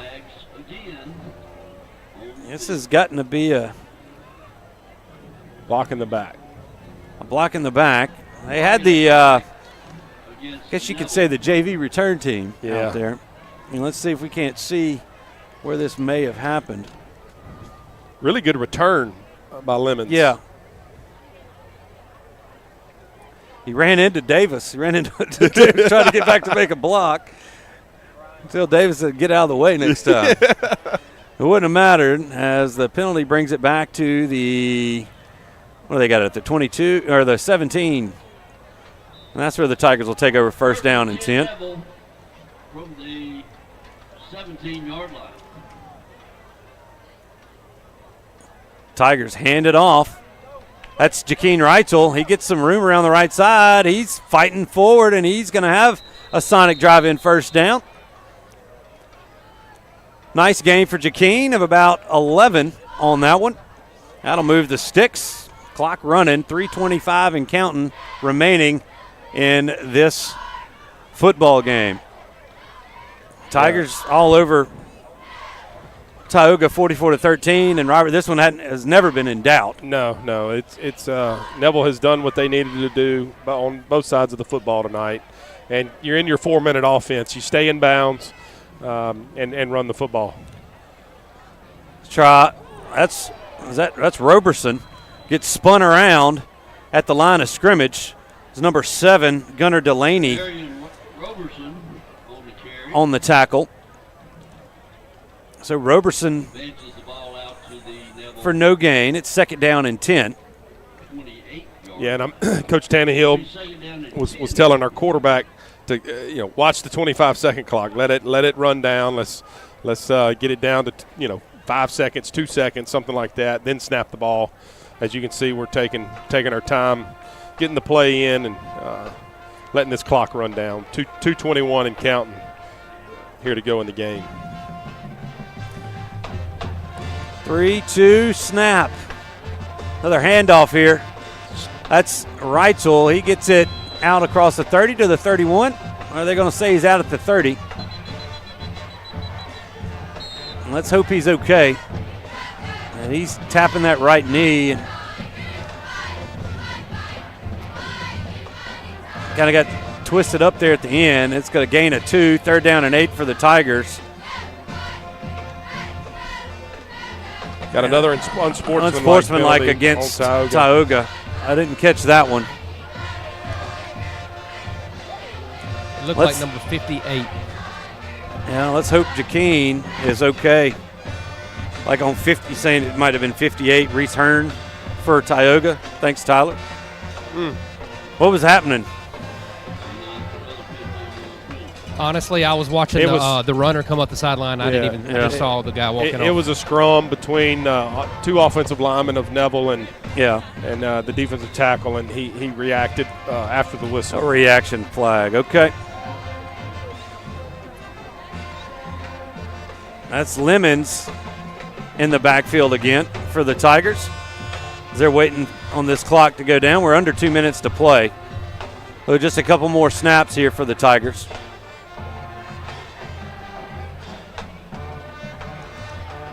Going to bring Henderson in motion, and he drops the football. See who falls on it. It looks like he fell on it. Is it? Yeah. So Roberson fell on it. We're switching out. Let's see. No, it's Neville's football, so everybody's got to go. Yeah. I think everybody assumed that it was a turnover. Yeah, we ran the defense on the field, but offense pops back out there. It's 2nd down and 12 from the Neville 43. Under a minute to go. Probably have 2 plays left. Maybe. It's 21 seconds left on the play clock. The Tigers are waiting to this. This could be the last play of the game if they reset it. They're going to snap it under 5 to go. There's a snap. Handoff. Darrell Hubbard trying to work his way outside. He cuts back across field and gets upfield. He's going to gain about, let's call it 3 on the play, out to the 46-yard line. It'll be 3rd down and 9, and there's 15 seconds. That's going to be the last play of this one. Your final from Neville. Neville 44, Tioga 13. The Tigers extend that district winning streak to 54 and head to Franklin Parish next Friday as we hang on right here for our post-game interview. Our Marion State Bank sideline reporter, Tyler Flemister. He's going to try to get Coach Tannehill after they exchange pleasantries. But, Robert, a good, this is what we needed to see from Neville. Yeah. Looking better, especially offensively. Yeah, I think. Very glad to see them come out and perform and execute. That was what you want to see, and put up 44 points again. And that's 3 weeks in a row that they've started kind of clicking. Yeah. You got one more game in Franklin Parish. That'll be to win the district. Want to be able to go there and do a good job and win that football game. All right, Tyler's got Coach Tannehill. Let's go down to him. All right, here we go. Hold on. Coach Tannehill, congratulations on the win tonight.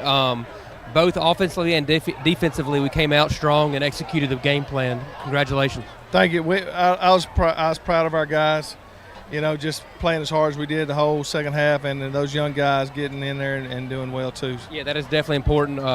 We talked a lot about pregame playoff intensity, bringing that in week in and week out. So just talk about the importance of taking that intensity into next week in Franklin Parish. Just getting better each week, man, and I thought we did a great job of doing that this week. The first half, I thought we showed that offensively. I thought we did a lot of improving this week, and I was proud of our guys the way they came out and played hard that first half especially. Awesome. Congrats, Coach. Thanks, Tyler, and good job tonight filling in for Jason Ewing. He's down enjoying family weekend at LSU. Yep. His son, a freshman at LSU, so hopefully they're having a good time. And as the Tiger Band plays the alma mater, Tigers win this one 44-13, and we're about to turn it over to Will Anders for the Martinez Chiropractic post-game report. Hello, Stewart. How are you? Oh, I'm here. I'm just glad. We're going to fix that mic a little bit. I know you're feeling down, but it's okay. You just got to work your way through this. I'm not down. You should be happy. A Tiger win. That's right. Exactly. That's the only thing that I'm here for tonight. We're not here for the Rangers. We're here for Neville. All right, so let's get into it. All right, final score, 44-13. Tigers defeat the Tioga Indians. Tigers had 12 first downs tonight. On 40 plays, they had 299 yards, 108 passing, 197 on the ground, 4 penalties for 39 yards, and 1 turnover. The Tioga Indians had 6 first downs on 37 plays, 113 total yards, 37 through the air, 77 on the ground. They had 2 penalties for 30 yards and no turnovers. They had Tioga? Tioga. They had a lot more penalties than that. Well, I'm just reading what I'm getting. I understand. They did have a lot more penalties I'm sorry.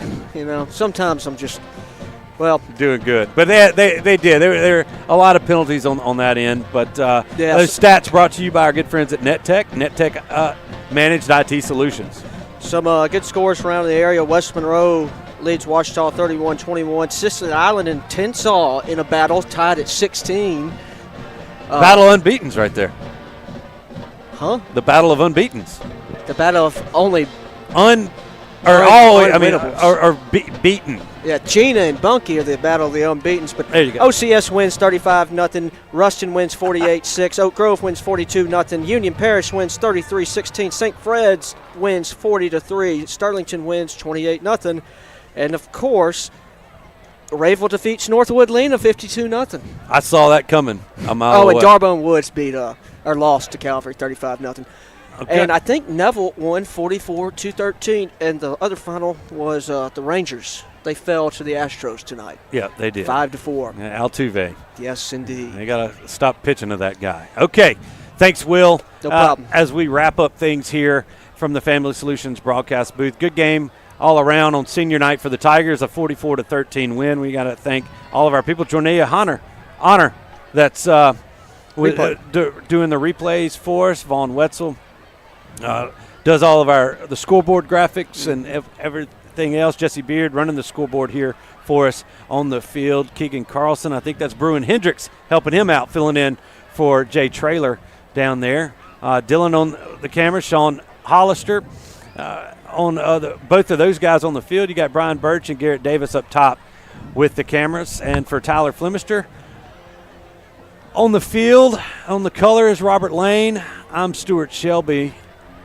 We're going to say good night here for Bill Ruple Stadium. Tigers win this one 44-13. We'll be back on the air with Tiger Talk this Wednesday, live from Melvin's at 6:30, and we've got volleyball on the network Tuesday, games. Wednesday, and Thursday. And all at home, so all at home. Come out and support the volleyball girls. They're trying to get a home playoff game. Trying to get their first home playoff game in school history. So do that. All right, guys, it's been fun. Another great win. We'll see you when we get back on the air sometime next week. Woohoo! Go Tigers.